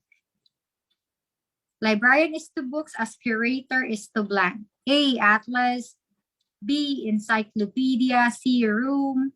D, painting. The correct answer is yes, painting. Okay, so there. Na-reveal ko na, ayan. Sana delayed sa inyo. Okay.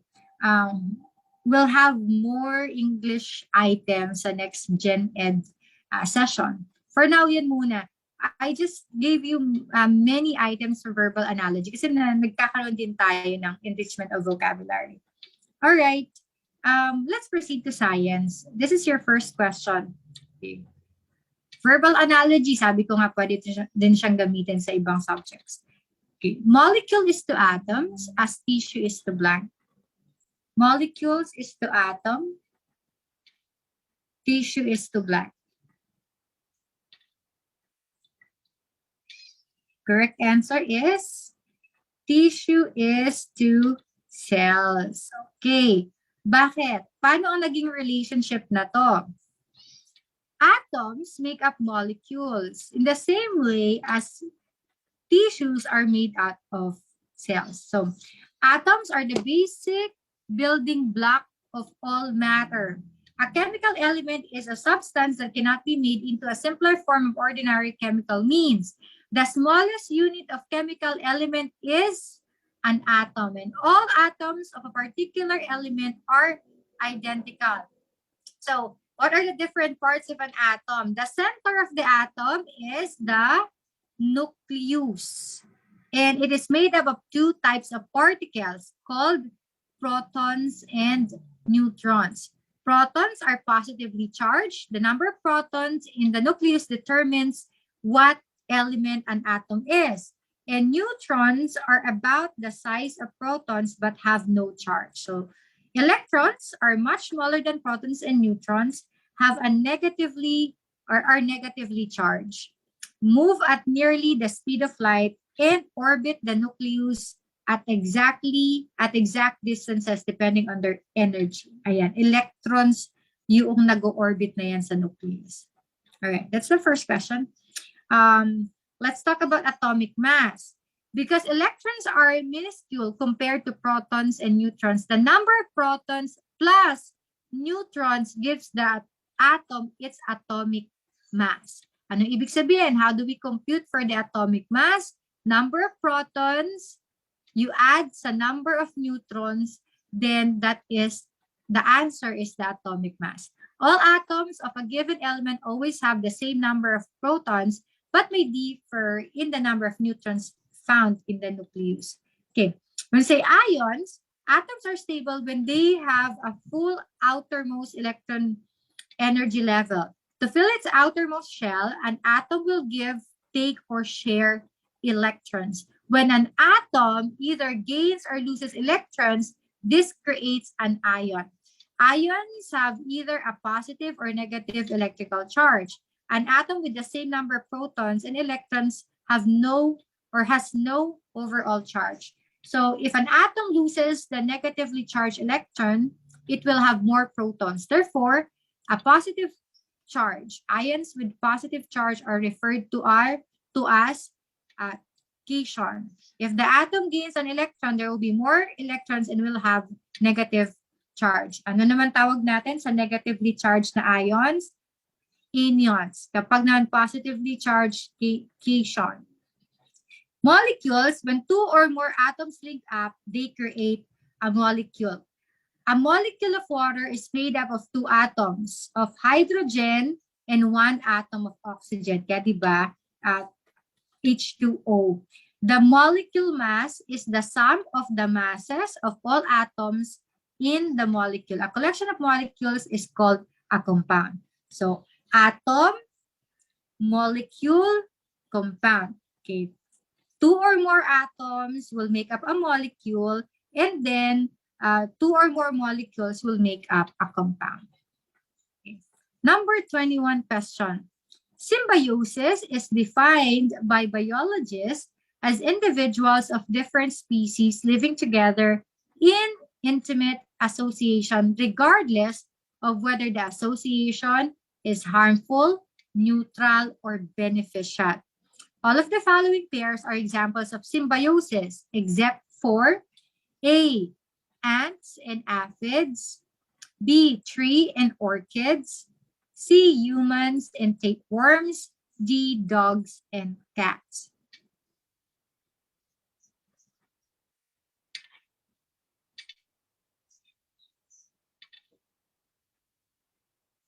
Correct answer is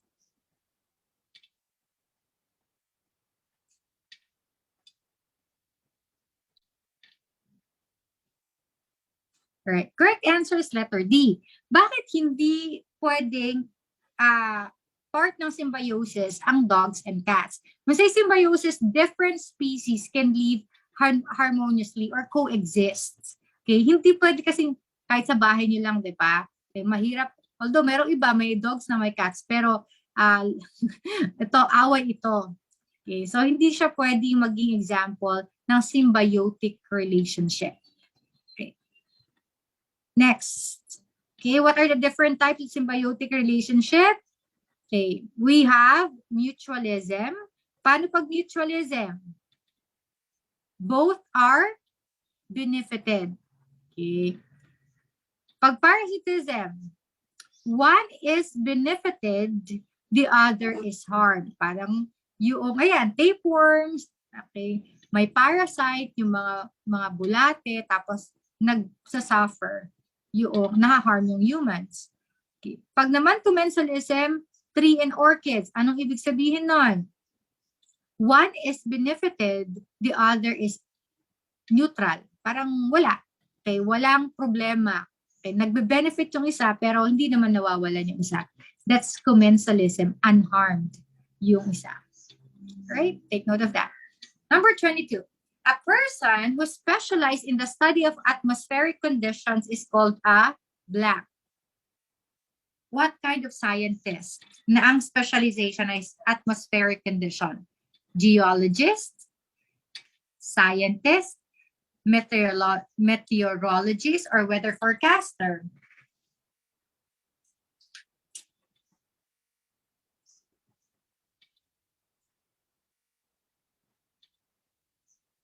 Okay, correct answer is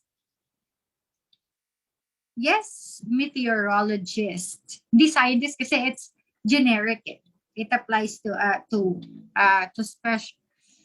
researchers or in general. Weather forecaster, hindi naman niya nag-aaral, nagre-report. Okay. Now, geologist, and I-explain ko na yan. Let me test your knowledge ninyo sa mga iba't ibang kinds ng scientists or types of scientists. Okay. What do we call a scientist or a person who studies the spread of diseases? Sige nga. Type your answer in the chat box. Virologist ba yun? Epidemiologist. That's the correct answer. Yung virologist kasi nakafocus sa virus. Okay, next. A scientist that studies animal behavior. What do you call a scientist that studies animal behavior? Maraming questions na to sa let. Malay natin, di ba? Animal behavior. The correct answer is ethologist. Okay, but animals in general, zoologist. Okay. Because zoology, study of animals. Next, studies how traits are inherited. The scientist that studies how traits are inherited. Correct answer is yes, kasi genetics. Okay, geneticist. Next, specializes in the history of Earth. Specializes in the history of Earth. The correct answer is? You're right, geologist. Kaya hindi siya yung correct answer kanina. And studies Earth's surface. Studies Earth's surface. Geographer. Ecologist. Geologist. Correct answer is okay, geographer. Okay, Cosmo naman yun eh. Okay, geographer. More. Specializes in soil and crops. Anong klaseng scientist yon? Soils and crops. Soil and crops ang specialization. Agronomist. Yun ba? Correct. Okay. Study stars, planets, and galaxies. studies stars, planets, and galaxies. Anong klaseng scientist yon?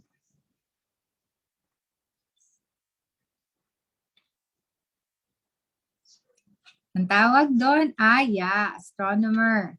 How about someone who specializes in plants?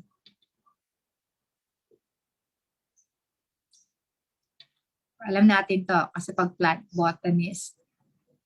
Alright. Specializes in the study of cells. Scientist who specializes in the study of cells. Ang dami natin, 150 tayo Parang puro taga-HT yung sumasagot. Ayan, meron naman pala iba. 140 tayo. Baka naman meron dyan simula kanina minsan hindi nakapag-type ng sagot. Because I don't think 140 nakikita kong responses. Okay. Correct answer is cytologist. Studies the spread of diseases. Parang nabagit ko na to kanina.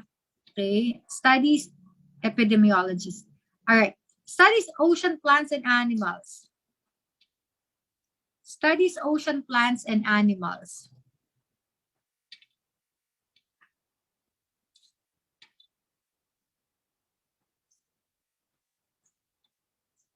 Okay.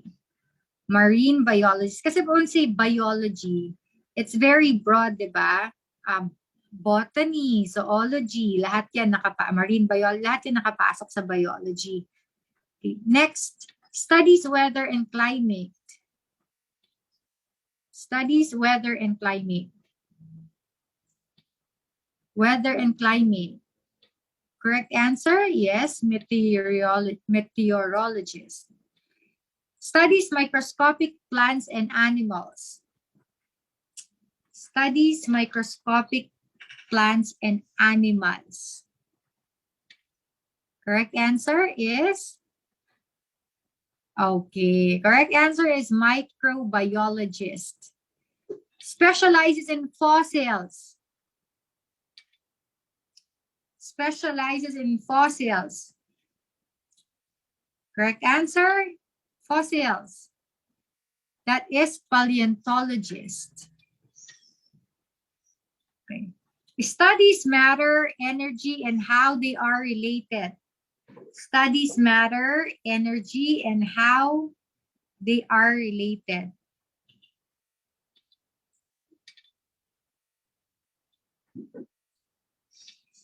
Correct answer is? Ayan, physicist. Kasi under physics yan. Alright. So, ilan lang yun? Napakadami pa nun. Or at least, nakailan ba tayong na-review? At 20 plus. Alright. Next, number 21. You have identified the problem in your experiment. What is the next step? You have identified the problem in your experiment. So what's the next step? A, formulate the hypothesis. B, formulate the conclusion. C, gather relevant data. Letter C, test the hypothesis.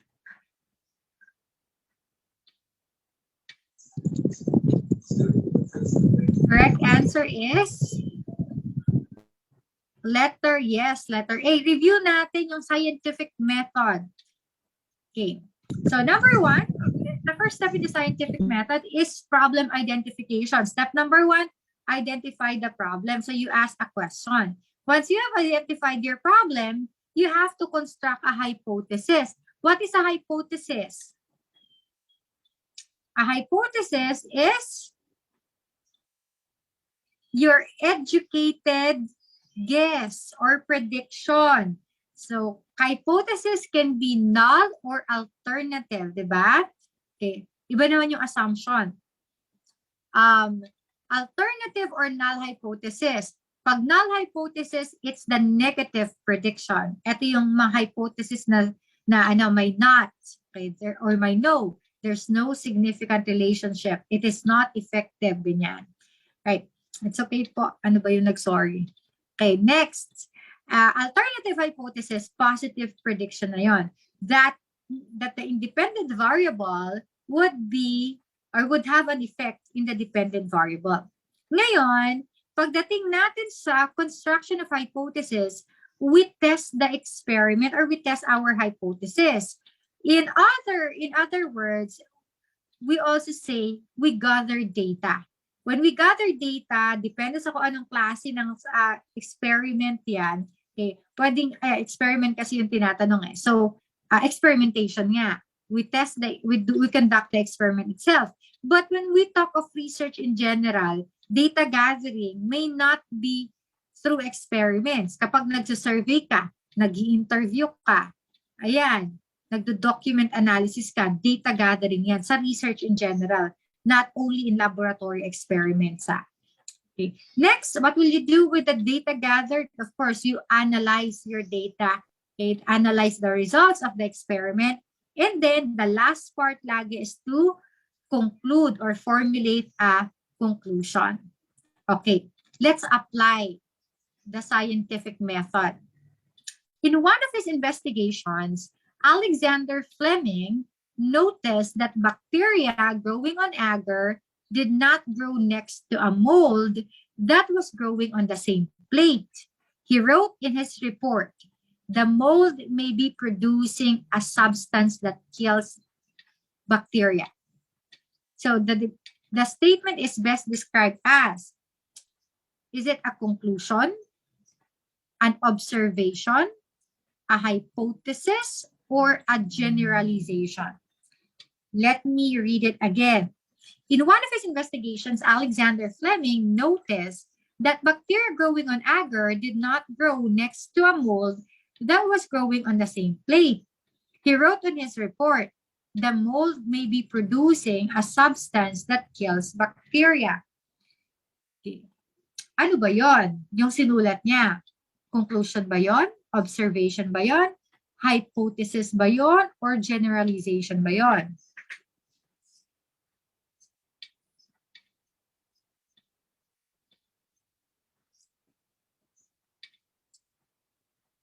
Yan. Nagkakaiba-iba kayo ng sagot. Sino sa inyo ang 100% sure? Okay. Science major po ako. Okay, di po ako science major. Nag-thesis writing po ako. Sure na sure ako. Ang sagot ay letter D. Ayan. Miss Haydeen, sure ka na dyan sa letter C? Miss Haydeen? Yes po. Bakit Miss Haydeen sure ka? Hindi yun conclusion, hindi yun observation, hindi yun generalization. Miss Haydeen, you can turn on your mic. Can you turn on your mic? Ang pagkakaalam ko po ay observation kasi po may. Kasi merong may. Maybe kasi kaya ayan. Okay, may. Tama. Ang keyword doon, may. Bakit? Okay, tama yung sagot ni Miss Haydeen. Okay. Alexander, yan, may word na may kasi. Hypothesis, guess, educated guess. Alin dito ang observation? Ito yung notice that bacteria growing on agar did not grow next to the mold that was growing on the same plate. Yun yung observation ni Alexander Fleming. Ngayon, inisip niya, ano kayang possible na reason? Maybe the mold may be producing a substance that kills bacteria. So yun yung guess niya. Yun yung possibility. So that's a hypothesis. Hindi siya conclusion. Natakot ako sa sarili ko. Alright. Kasi yung magiging result, di ba mag-experiment pa si Alexander Fleming after to prove or disprove his hypothesis. Ay, yung magiging result ng experiment, din pa lang yung conclusion. A generalization, when we make generalization, ayan. Ayan. Kasi pag observation, nakita na. Alright. So there you go. Ang generalization could also fall under conclusion. Correct answer. Yeah. Be ready for situational questions like that. Kailangan we really read critically and look for keywords. Yeah. Kapag ang tanong ay may should, ganyan. Hindi na yun conclusion, hindi na yun generalization, recommendation na yun. Next.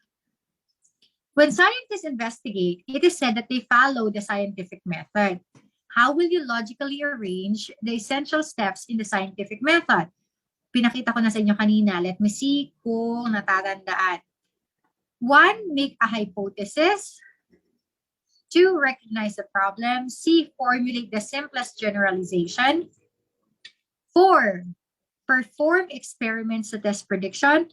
5, predict the consequences of the hypothesis. The correct answer is letter. Ayan, syempre kakadiscuss lang natin eh. Dapat tama lahat. Letter C. Okay. Ang unang step naman is identification of the problem. So, number 2 agad yon. Eliminate nyo na sa possible answer yung A and B. Ngayon, anong susunod when we recognize the problem? We construct or make our hypothesis. And then, predict the consequences of the hypothesis. So, 2, 1, 5, and then the last part is, sabi ko nga, generalization is another term yan for conclusion. So, that's the last step in the process. Okay. Now, when clay or mud is hardened and cemented, it forms A, sandstone, B, slate, C, limestone, D, conglomerate. When clay or mud is hardened and cemented, it forms what? Sandstone, slate, limestone, conglomerate. What's the correct answer? The correct answer is letter B, slate yon. Review natin, ano ba yung mga klase ng rocks? Slate is a fine-grained foliated metamorphic rock that is created by the alteration of shale or mudstone by low-grade regional metamorphism. It is composed of mainly clay minerals or micas depending upon the degree of metamorphism to which it has been subjected. Ayan, slate. Next. Sandstone is a sedimentary rock composed of sand-sized grain of mineral, rock, or organic material. It also contains a cementing material that binds the sand grains together and may contain a matrix of silt or clay-sized particles that occupy the spaces between the sand grains. Limestone, on the other hand, is a sedimentary rock composed primarily of calcium carbonate in the form of mineral calcite. It most commonly forms in clear, warm, shallow marine waters. It is usually an organic sedimentary rock that forms from accumulation of shell, coral, algal, and fecal debris. It can also be a chemical sedimentary rock formed by precipitation of calcium carbonate from lake or ocean water.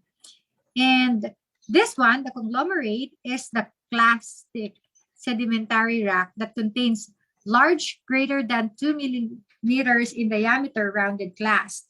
The space between the clast is generally filled with smaller particles and or chemical cement that binds the rock together. Yeah. Next, the thinning of the ozone layer is due to the use of A, weed killers and insecticide sprays, B, hydrocarbons like gasoline, C, mercury in gold mines, or letter D, refrigerant and aerosol sprays. The thinning of the ozone layer is due to the use of weed killers and insecticides, hydrocarbons like gasoline, mercury in gold mines, or refrigerant and aerosol spray. What causes yung pagkasira ng ozone layer natin? Pag weed killers and insecticides kasi, hindi naman yan sa ozone layer, di ba? Soil pollution yan. Ang correct, mercury in gold mines, nagiging sa water pollution yan. Hydrocarbons in gasoline, ayan, hindi din yon. So, di ba? Refrigerant and aerosol sprays. That's the correct answer. Next, Number 28. Which of the following statements best describes the connection between science and technology? Scientists use the laws and principles discovered by technologists. B. Technology is the part of science that deals with mechanical problems. Letter C. Technology involves the practical applications of scientific knowledge. Letter D. Science depends on technology for ideas and the organization of experimental work. What's the correct answer?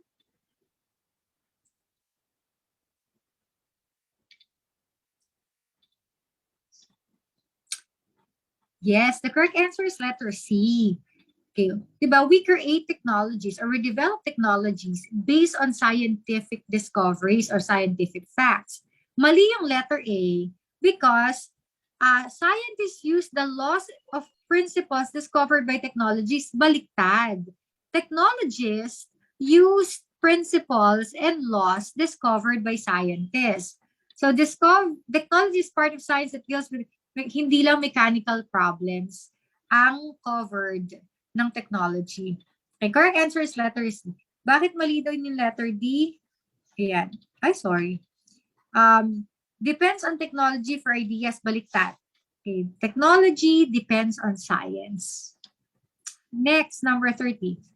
You want to add exactly 35 grams of salt to a solution. What instrument must you use to measure this amount? Okay, salt ang i-measure in grams. Anong gagamitin? Is it beaker, thermometer, graduated cylinder, or triple beam balance? Ayan, no? Provided na yung mga pictures. Okay. Kaya siguro naman, malinaw sa malinaw, ang sagot ay triple beam balance. Bakit ang beaker? Ang beaker ay ginagamit natin for measuring liquids. Salt is solid. Thermometer for measuring temperature, syempre hindi. A graduated cylinder also. And volumetric flask. Ayan, yung funnel na yan, pang mga liquid. Alright, next.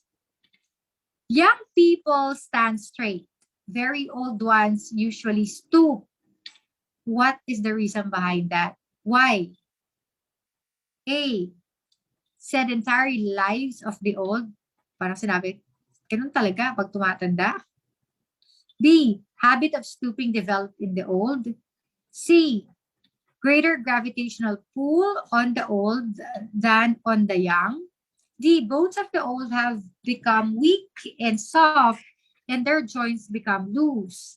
What's the correct answer? Correct answer is, hindi na kailangan i-memorize yan.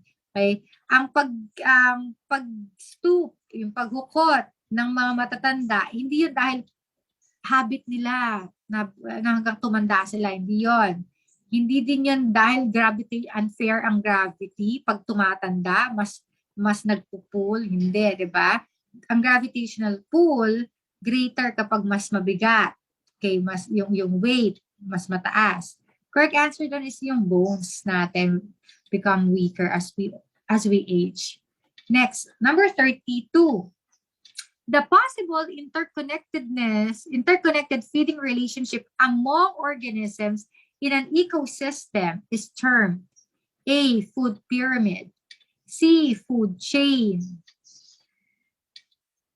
B. Food chain, C. Food web, D. Food groups.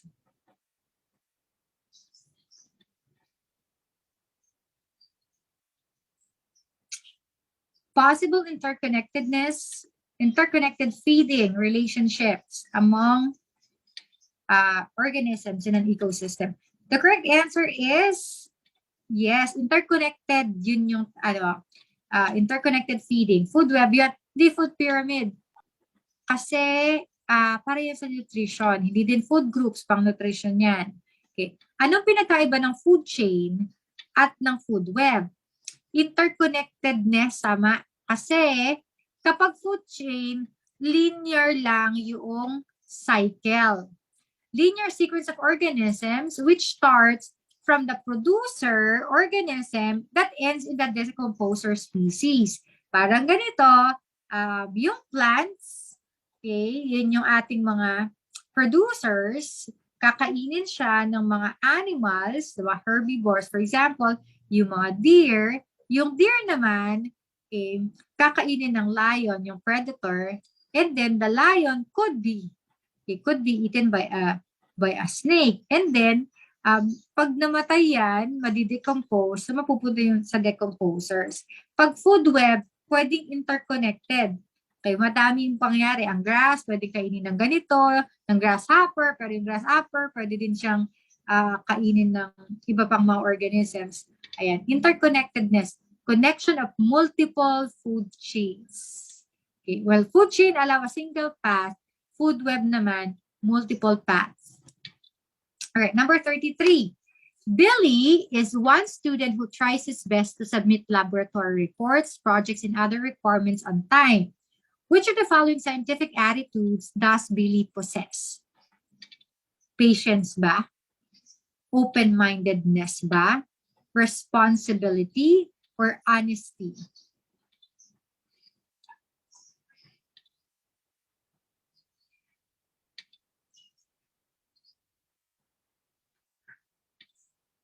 Okay.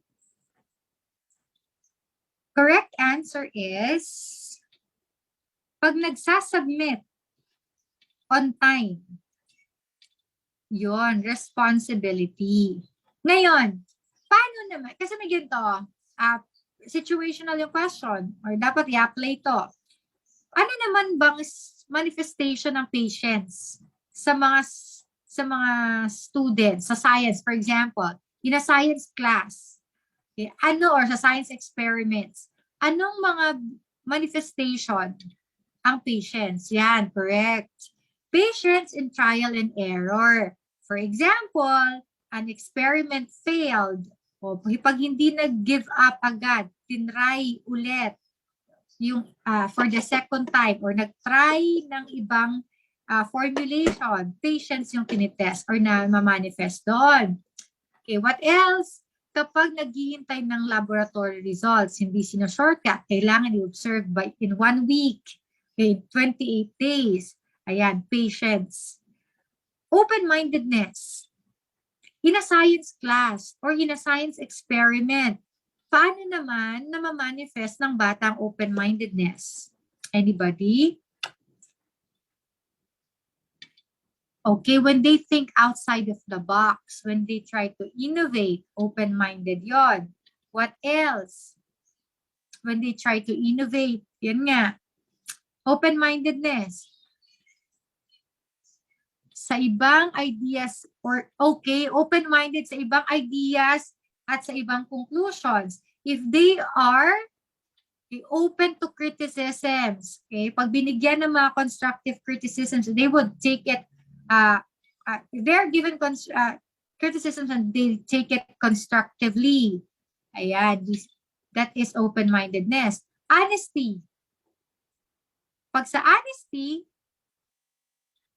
pag unbiased, open-mindedness. Honesty, paano na ma-manifest ng mga students sa science class ang honesty? O sa pagsulat ng research paper. Okay, kung ano yung exact result sa laboratory, hindi minamanipulate, hindi nagpa-fabricate. Okay, what else? If they, yes, follow instructions religiously, hindi sina-shortcut, if they're exact and clear, if they're preparing their research reports, okay, if they cite sources, they give credits to their source of information, hindi nagpe-plagiarize. Correct? Yung mga sagot ninyo. Yes, those are manifestations of honesty. Next question. 34. What do you call the process of breaking down rocks? Is it erosion, weathering, volcanism, or lahat ng to could break down rocks? The process of breaking down rocks. Erosion, weathering, volcanism, or all of these? Correct answer is Correct answer is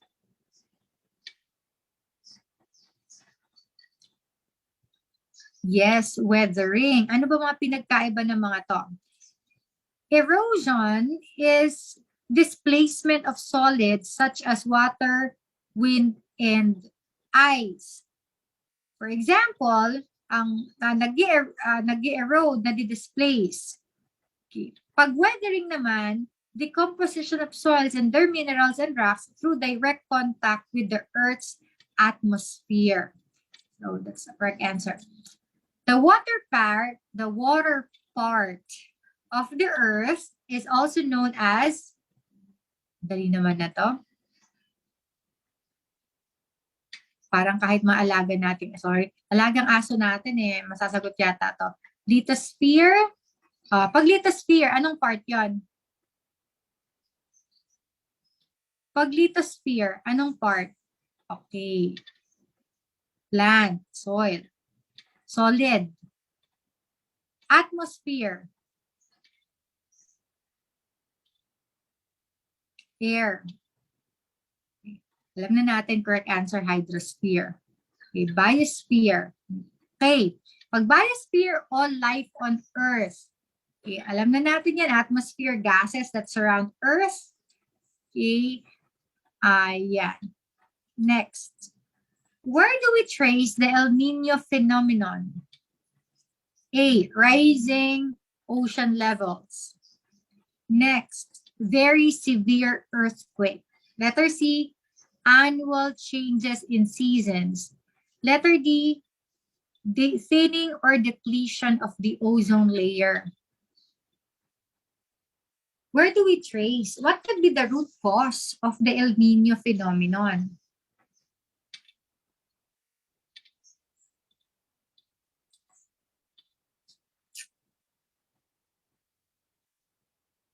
Correct answer is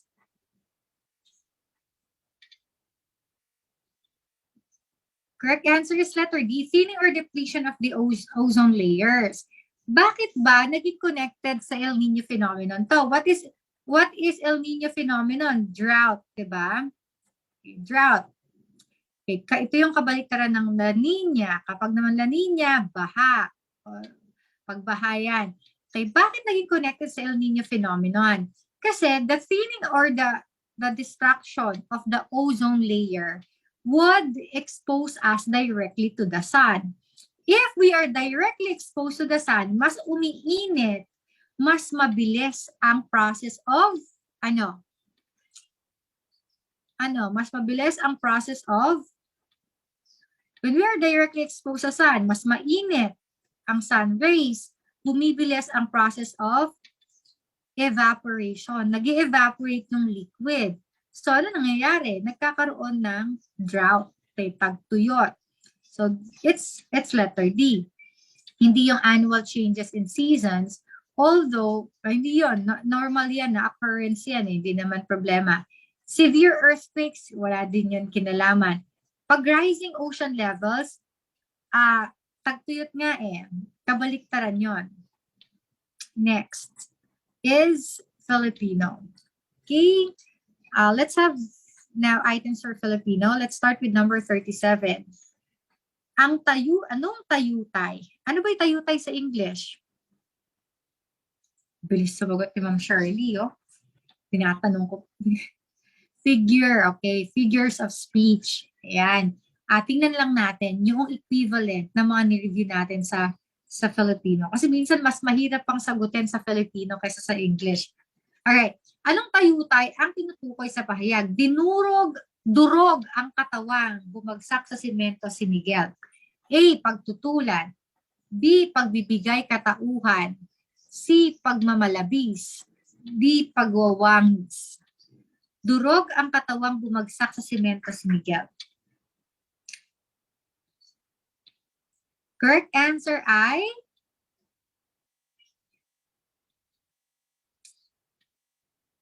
yes, letter C, pagmamalabis. Ano sa English ang pagmamalabis? Yeah, hyperbole. Yes, or exaggeration. Pagtutulad.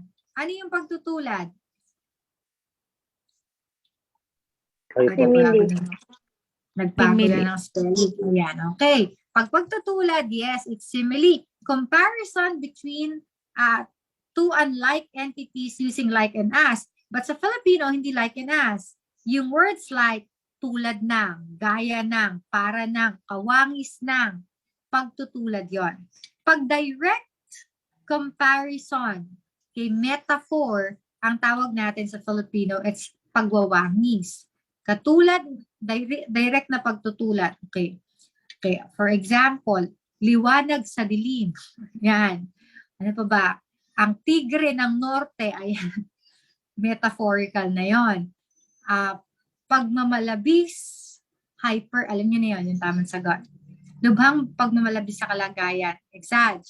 Pagbibigay katauhan, personification. Pagsasali ng katangian ng tao sa mga bagay, may buhay man or wala. Okay. Pagpapalit, tawag, that's metonymy. Mahabang pangusap na isang salita lamang ang katumbas. Okay. Next, pagpapalit saklaw. Alam mo yung mga metonymy natin, yung mga mahabang, halimbawa, inanunsyo ng opisina ng tanggapan ng Pangulo. Ganon. Inanunsyo ng tanggapan ng Pangulo ang pagsuporta sa ganito. Okay. Imbes na sabihin natin tanggapan ng Pangulo, Malacanang ang ginamit. Yan, lalim ng Tagalog. Malacanang. So, Malacanang, metonymy para sa tanggapan ng Pangulo. Ayan. Madami tayong mga metonymy sa mga Filipino. Nari, pabili nga po ng Colgate na close-up. Ginamit ng metonymy para sa toothpaste, yung Colgate. Kahit na anong brand, Kinolgate. Okay. Ano pa? Diaper. Basta Pampers lahat. Lahat ng klase ng diaper, ng brand, Pampers ang tawag. Pagpapalit tawag yan, metonymy. Pagpapalit saklaw is synecdoche kapag ang isang parte ay tumutukoy sa kabuuan. Okay, synecdoche yun. A part represents the whole. Halimbawa, nagsasama sa iisang bubong. Okay, bubong, part yun ng bahay. Okay. Ano pa ba? Bigyan nyo nga ako ng halimbawa ng pagpapalit saklaw.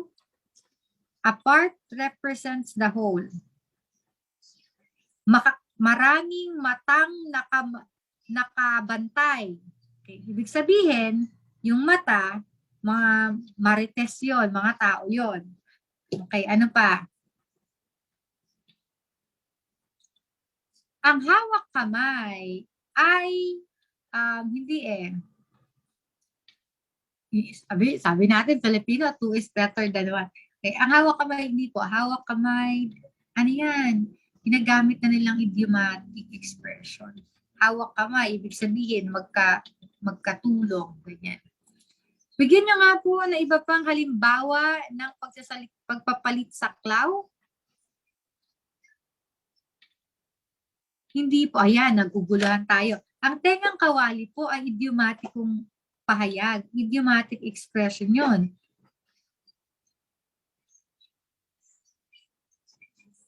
Ang nagbuwis ng buhay, hindi din idiom. Hindi po, ang kapit-pisig, idiom din yan. Ang buwis buhay, idiom din po yan. Idiomatic ang pahayag yan.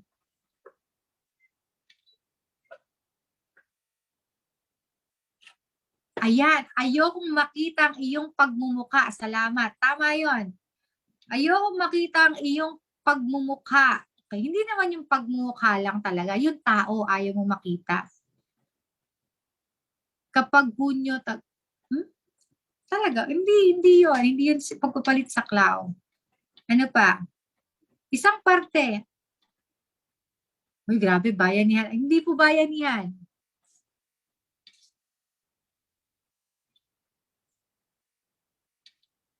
Ayan, tama po.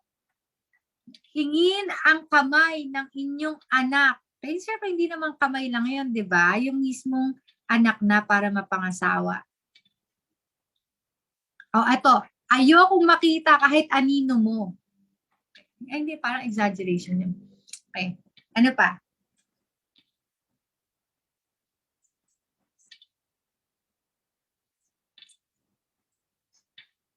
Halimbawa, sinabi. Okay. Ano ba yun? Tatlo-tatlong ulo kayo dyan, hindi nyo maisip yung tamang sagot. Okay, hindi lang ulo yon, tao yon. Ayan, what else? Ayan, wag mong itutungtong ang paa mo sa pamamahay na ito. Sa kuko ng, ano ba yun? Sa kuko ng agila. Okay, ayan. Mamaya i-test natin yan. Okay, next. Ang tamang gamit ng na at nang. Ito, lalabas at lalabas. I-master nyo na. Mag-aalas 5 ng umaga ng magising siya. Okay. A. Parehong maikling nang. Okay. B. Parehong mahabang nang. C. Maikling nang at mahabang nang. D. Na. Pinalitan na. Kapag. Na at nang lang. Okay. Anong tamang sagot? Correct answer, yes, tama. Okay, letter C. Okay, let's talk about this. When do we use yung mahabang nang at yung maikling nang? Yung mahabang nang, pwede siyang pamalit sa salitang noong. Halimbawa, nang isilang ka sa mundong ito. Kapalit ng noong isilang ka sa mundong ito. Ano pa? Wala na raw pagkain nang dumating ako. Wala nang pagkain noong dumating ako. Yan, mahabang nang kapalit ng noong. What else? Pwede itong pamalit sa salitang para o upang. For example, maligo ka ng maigi para nang bumango-bango ka naman o para ang harsh naman. Nang bumango-bango ka naman. Okay. Halina't tumaya sa loto nang yumaman tayo o para yumaman tayo. Okay. Pwede din natin gamitin para mas masarap bigkasin. Kasi minsan awkward kapag na. Halimbawa, pwede na pumasok. Ang awkward naman, pakinggan. So, pwede natin ipalit yun ng. Pwede nang pumasok. Dapat mahabang nang yon. What else? Ang mamatay ng dahil sa'yo. Kasi pag sinabi natin, ang mamatay na dahil sa'yo, parang hindi masarap bigkasin. What else? Kapag katabi ang salitang maaga, halimbawa, umuwi ka ng maaga bukas. Okay? Or dumating ka ng maaga bukas. Basta kasunod ang salitang maaga, mahabang nang yon. Yung maliit paikling nang naman ay kapag sinasagot ang tanong na kailan. Halimbawa, kailan umuwi si Ben? Umuwi ng umaga. Umuwi ng tanghali si Ben. Okay.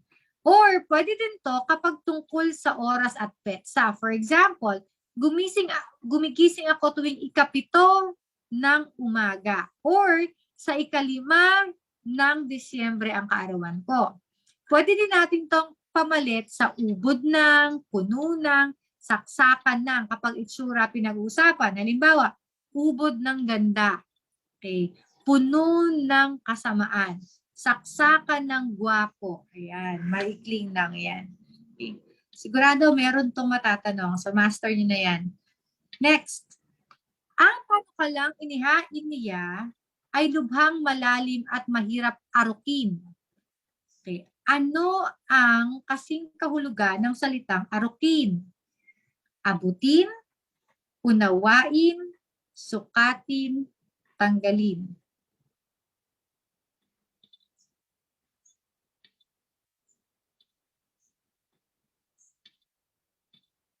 Ayan. Correct answer is unawain. Correct. Ayan. Para sabihin niya, parang napaka-basic naman yan eh. Ano lang, synonym lang. Arukin, unawain. Huwag ka. Ngayon nga, ang mga high school students natin, ang mga elementary students natin, direct translation lang. Hindi na nila alam. Halimbawa, yung mga bata nag-fill out ng student's profile, information sheet. Tatanungin pa, ano po yung edad? Hindi na alam na age yun. Sabihin mo pa, age. Lagda, hindi na alam na signature yon. Ano pa ba? Okay. Oh, ayan, di ba? Madjoha. Pinakamahabang tulay. S-Lex, di ba? Ayan. Hindi, pero totoo naman, di ba? Akala natin, parang basic na basic, itatanong ba yan sa ano? Itatanong ba yan sa board exam? Bakit nga hindi? Kasi nagiging, mismo sa Filipino, nagiging kahinaan na natin. Tatawanan natin yung ano, yung madyoha, pero pagka tayo nga minsan yung mga basic na or yung mga salita noon na parte ng pang-araw-araw na pakikipagtalas-tasan o usapan ng mga lolo't lola natin. Ngayon, hindi na natin maarok, hindi na natin maintindihan. Okay. Chris. Okay, next. Yan. Ipinagmamalaki mo siya, bahag naman pala ang kanyang buntot. Ang ibig sabihin ng salitang may malaking titik ay, ano ibig sabihin ng bahag ang buntot?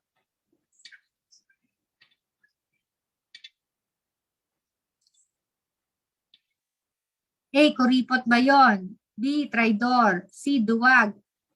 D, mahiyain. Kapag bahag ang buntot, yun ay yes, duwag. O, eto na yung pinag-usapan natin kanina. Yung kapit kamay. Ayan. Ito ay mga idioms, idiomatikong pahayag.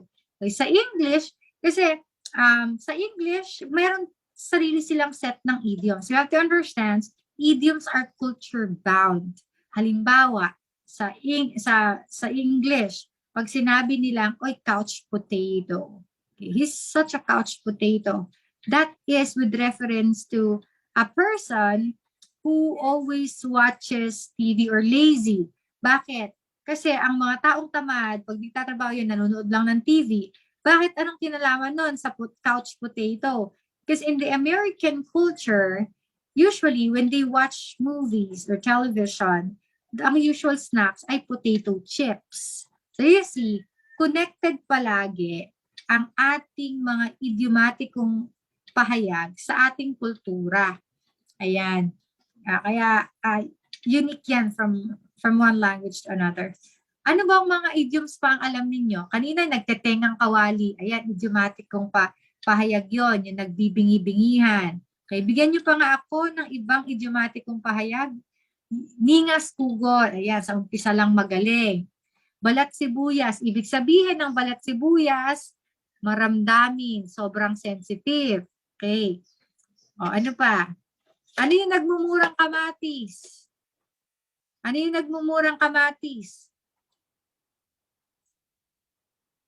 Teka lang, ayan. Nagmumurang kamatis, ayan. Nagpapabata. Ayan. Ano yung inside tutong? Ano inside tutong? Inside tutong? Idiom ba yan? Okay, pakitang tao, ayan. Hypocrite. Malalim ang bulsa. Ano yung malalim ang bulsa? Pag malalim ang bulsa, kuripot. Ayan. Kapag butas ang bulsa, iba po yung malalim ang bulsa sa butas ang bulsa. Ayan, marami kasi yan eh. Kapag puputas ang bulsa, walang pera. Pag malalim ang bulsa, kuripot. Okay. Ano pa? Suntok sa buwan. May bulsa. May pulsa sa balat. Ano yung suntok sa buwan? Imposibleng mangyari yon. Pag suntok sa buwan, ayun, basahin ko nga. Teka lang, yung mga key. Shot. Ayan. Ano pa? Kasi mali nyo, yung mga sinasabi ninyo na yan, isa sa mga yan. Okay. Pag makati ang dila, ayan, marami kasi sa dila. Pag makati ang dila, ano? Madaldal. Kapag naman, kaututang dila, marami kasi yan eh. Pag makati ang dila, chismoso, marites. Kapag kaututang dila, kaibigan, friend. O ano pa ba yung mga dila? Marami kasi yan eh.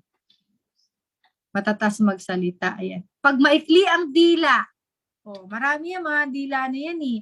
Pag maikli ang dila, bulol yun. Nagbibilang na ano yung matulis ang dila? Meron ba? Meron na ba?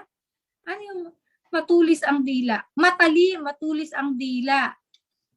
Pakatalin ng ano mo, masakit magsalita. Okay, nakakapanakit. Yan, di ba? Sa dila pa lang, iba, nagkakalituhan na tayo. Okay. Mababaw ang luha. Ayan. Mababaw ang luha, madaling umiyak. Pwede din pag naman lumuha ka man ng bato. Ayan. Anong pinagkaiba ng nagmumurang kamatis sa nagmumurang kamyas? Babaeng mababa ang lipat, yun prostitute yun. Pareho lang. Ang nagmumurang kamatis at nagmumurang kamyas, pareho lang nagfi-feeling teenager, nagfi-feeling bata, papabata. Okay. Pareho, ito. Parehong kaliwa ang paa. Ibig sabihin, hindi marunong sumayaw. Yung iba pa, yung paa. Makati ang paa. Paano pa makati ang paa? Lakwatsera. Ayan, gala. Okay. O, pagpantay ang paa, iba din. Pagpantay ang paa, patay na yon. Okay. Ano pa? Ang dami ang paa na yan. Putok sa buho, that means illegitimate, anak sa labas. Dead na. Ayan, pusong bato. Kabaliktaran naman ng pusong mamon. Okay, matigas ang loob. Kahit isang tuka, mahirap. Marami din tayong idiomatikong pahayag para sa mahirap. Patay gutom. Ano ba yon? Kaluluwang, ano yung kaluluwang ligaw? Hindi na, di ba pag kaluluwang ligaw? Idiomatic ba? Teka lang. Matutong mamaluktot pag mailing. Bago na, mailing na. Pag maikli ang kumot, matutong mamaluktot. Sa lawikain po yun.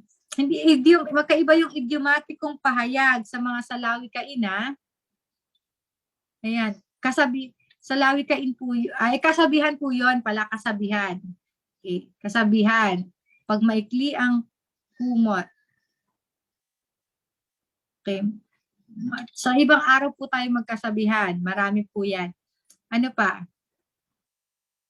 Buhaya sa katiyan, mapagsamantala. Hindi makabasag pinggan. Ayan. Ibig sabihin yan, mahinhin. Ayan na naman si palad, di ba? Ang dami. Bukas ang palad. Pag makati ang palad, magkakapera. Iba din yung tulak ng bibig, kapit ng bibig. Ayan, tingnan nyo, nagkakagulo. Kaya may madyoha. Tulak ng bibig, kabig po yun. Okay? Kabig ng dibdib. Ito naman ni ma'am.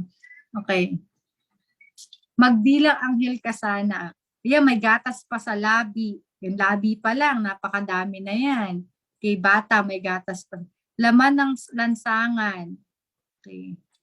Ay, yan yung mga, kung may mga nababasa kayo na sagot ng mga kaklase na mga co-reviewers ninyo, kayod kalabaw, ayan, dalawang muka.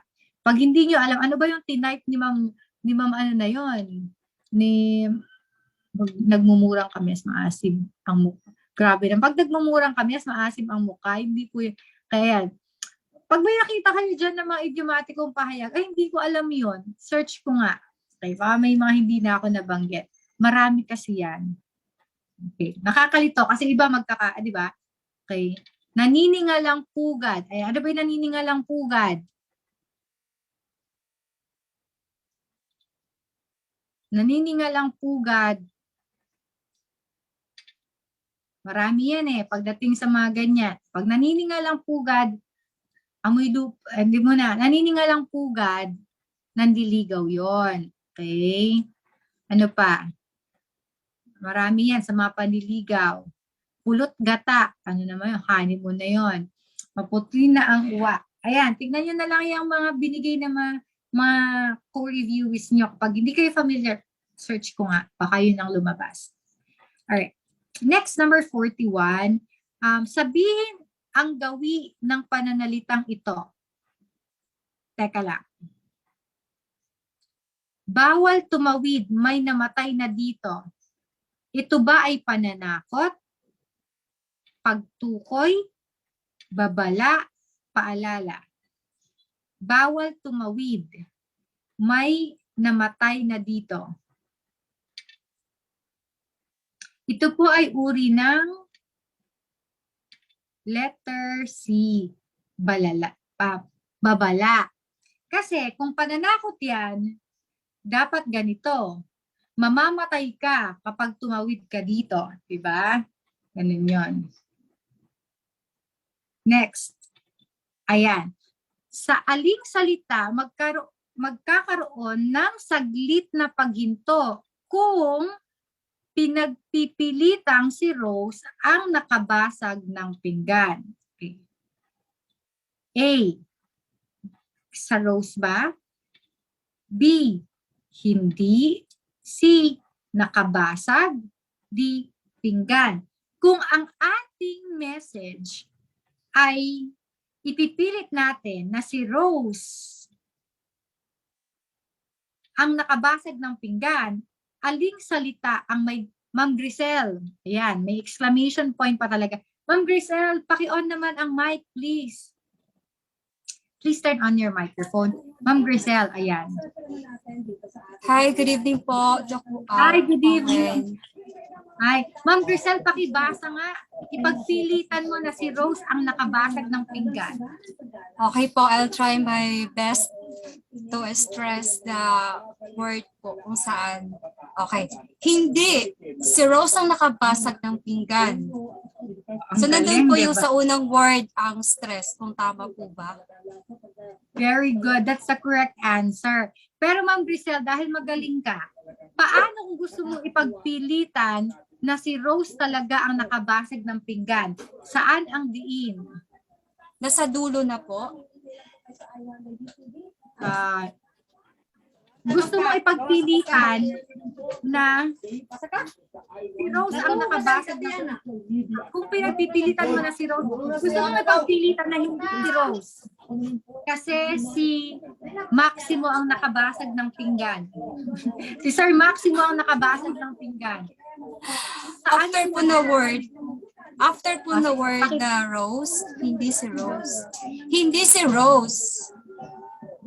Okay, so kay Rose, di ba? Hindi si Rose kasi si Maximo ang nakabasag ng pinggan. Paano naman kung hindi pinggan ang nabasag ni Rose? Kasi baso, paano mo yan babasahin?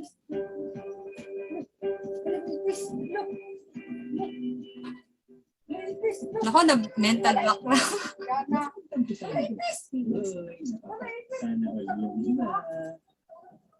Paano natin? Kapag ang gusto mong sabihin ay hindi pinggan, kung hindi baso ang nabasag ni Rose, saan ang diin dyan?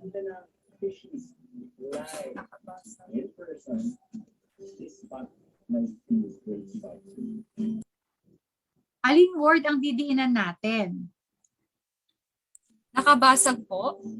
Nabasag? Tama po ba? Pinggan. Pinggan. Pinggan. Okay, ayan. Opo. Alright. So, that's it. Paano naman kung si Rose ay hindi naman nakawala ng pinggan, hindi naman niya nabasag? Saan ang diin nun? Ang nabasag. Ang nabasag. Ang diin natin. Ayan. Carry pa, Ma'am Grisel? Ay, ma'am, sorry po. Akala ko po iba na po. Sorry po. Okay, sige. Or okay lang po, sige. Pero tama po ang sagot. Thank you very much po, Ma'am Grisel. Okay, best in reading. Okay, next. Ang gintong panahon ng mga manunulat noong panahon ng Amerikano ay batid sa uring sanaysay, nobela, panulaan, maikling kwento. Ang gintong panahon, golden age, ng mga manunulat noong panahon ng Amerikano ay batid sa uring, ano ba yung major genre during the time of American colonization? Ano po? Correct answer is maikling kwento. Ayan. Yan ang primary genre nung mga time ng mga Amerikano, panahon ng mga Amerikano, pananakop ng mga Amerikano. Number 44. Alin sa mga sumusunod ang may wastong gamit ng tinig ng pandiwa. Letter A, ang hinog na papaya na kinuha sa puno ni Marie. Letter B, kinuha ni Marie ang hinog na papaya sa puno. Letter C, kinuha sa puno ang hinog na papaya ni Marie. Letter D, papayang hinog ang kinuha sa puno ni Marie. Alin dito ang wasto? Correct answer is pwede na una po ang verb. Actually, sa structure nga ng Filipino, di ba?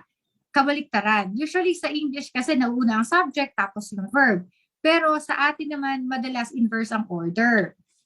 So ano ang tamang sagot dito?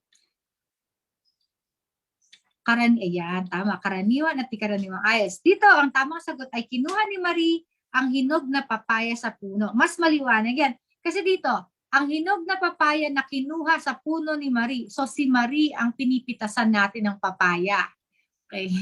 Pag sinabong letter C naman, kinuha sa puno ang hinog, parang bastos ito. Yung papaya ni ano ba yung baka naman siya may-ari ng papaya. Okay. Kay papaya ni Marie. Papayang hinog ang kinuha sa puno ni Marie. O, di ba? Mas malinaw yung letter B.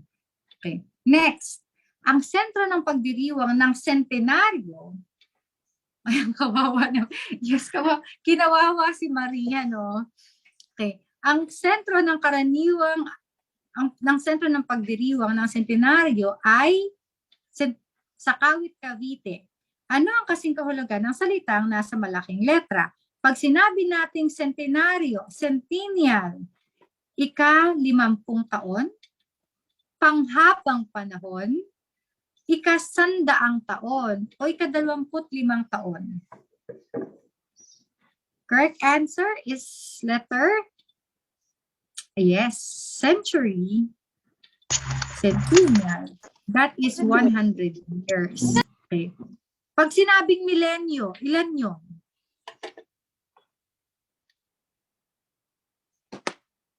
1,000. Okay. Next. Maliit ang sisidlan ni Dian, kaya iwasan siyang tuksohin. Iniiwasan siyang tuksohin ng mga kasama. Anong ibig sabihin nito? Pag sinabi natin, maraming mga ganitong tanong. Idiom pa din to eh. Maliit ang sisidlan. Ibig sabihin, walang pasensya, walang pagtitimpi, walang galang, walang lakas ng loob. Ano po ang tama? Maliit ang sisidlan. Ang tamang sagot ay yes, walang pasensya. Okay. Ano pang ibang idiomatic expression natin kapag maikli ang pasensya? Ano po mga idiom natin dyan? Pag walang pasensya. Yan. Maikli ang PC. Okay. Next, number 47. Alin sa mga sumusunod ang hindi nabibilang na kasing kahulugan ng salitang palapalagay? Alin sa mga sumusunod ang hindi nabibilang na kasing kahulugan ng salitang palapalagay? A. Opinyon. B. Puro-puro. C. Paniniwala. D. Akala. What's the correct answer? The correct answer is yes. Letter C, paniniwala. Kasi pag paniniwala, malalim na yon. Hindi lang yun palapalagay. Belief na yun eh. Hindi na siya opinion. Hindi na siya puro-puro at akala. Okay, number 48. Ang wikang Filipino ay hawig sa mga wika sa Asia. Alin dito ang pinagmulan ng wikang Filipino? A. Bahasa. C. Nihongo. D. Mandarin. Or, sorry, dalawa. A, B. C. Mandarin. D. Malayo-Polynesio. The correct answer is Okay. The correct answer is letter D, Malayo-Polynesyo. Okay. Next. Kami ang kabataang siyang magiging pag-asa ng bayan. Paano ginamit ang salitang may salungguhit? Ito ba ay pantukoy? B. Pagpuri? C. Panghalip? D. Pagmamalaki? Kami ang kabataang siyang pagiging pag-asa ng bayan. Yung kami, pantukoy, pagpuri,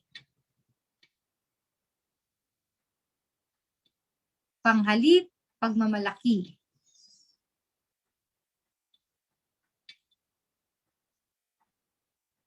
What's the correct answer? This is, yes, panghalip. Ano yung panghalip sa Filipino? Sa English? Ano yung panghalip sa English? Pronoun. Okay, ayan o.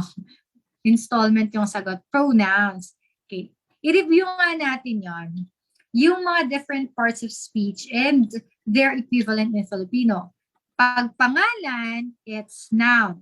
Okay. There are two kinds of nouns. Ano yung dalawa? Proper, generally proper and common. Anong Tagalog ng proper at common? Anong Tagalog ng proper noun? Yun. Pangalang pantangi. Mga nagsisimula sa capital letter. Yung common noun. Okay. Pangalang pambala na. Okay. Pronoun, panghalip yun. Magbigay nga ng ibang example ng pronoun maliban sa kami. Bigyan nyo nga po ako na siya. Ano pa? Ako. Tayo. Sila. Kayo. Sina. Ikaw. Ayan. Ayan. Baka yung mga yan baka hindi natin alam na ayan, mga panghalip yan. Pang-uri ay adjective. Pang-abay, adverb. Padamdam, yung interjection. Bigyan nyo nga ako ng mga padamdam na Filipino sa Filipino. Halimbawa ng padamdam sa Filipino. Naku. Ayan. Hay naku. Ano pa? Galing. Ano pa? Aray. Halaka. Ano pa? Uy. Mahusay. Ano pa?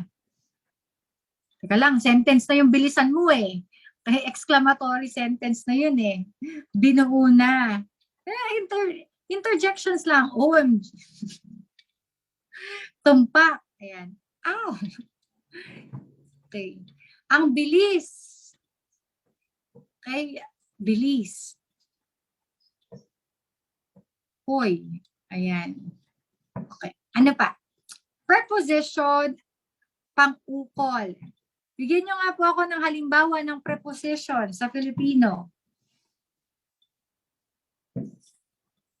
Nang. Okay, sa. Alright. Ayan, nang. Ang at po ba ay preposition?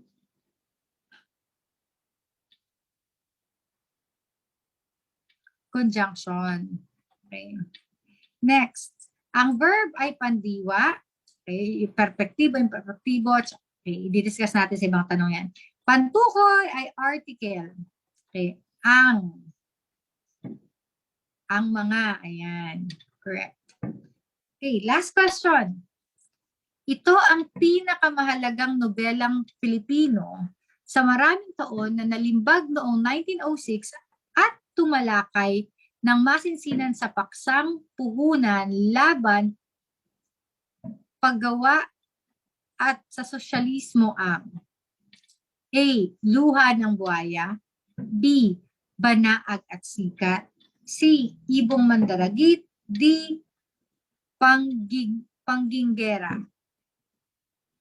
Ito ang pinakamahalagang nobelang Filipino sa maraming taon na nalimbag noong 1906 at tumatalakay ng masinsinan sa paksang puhunan laban sa paggawa at sa sosyalismo.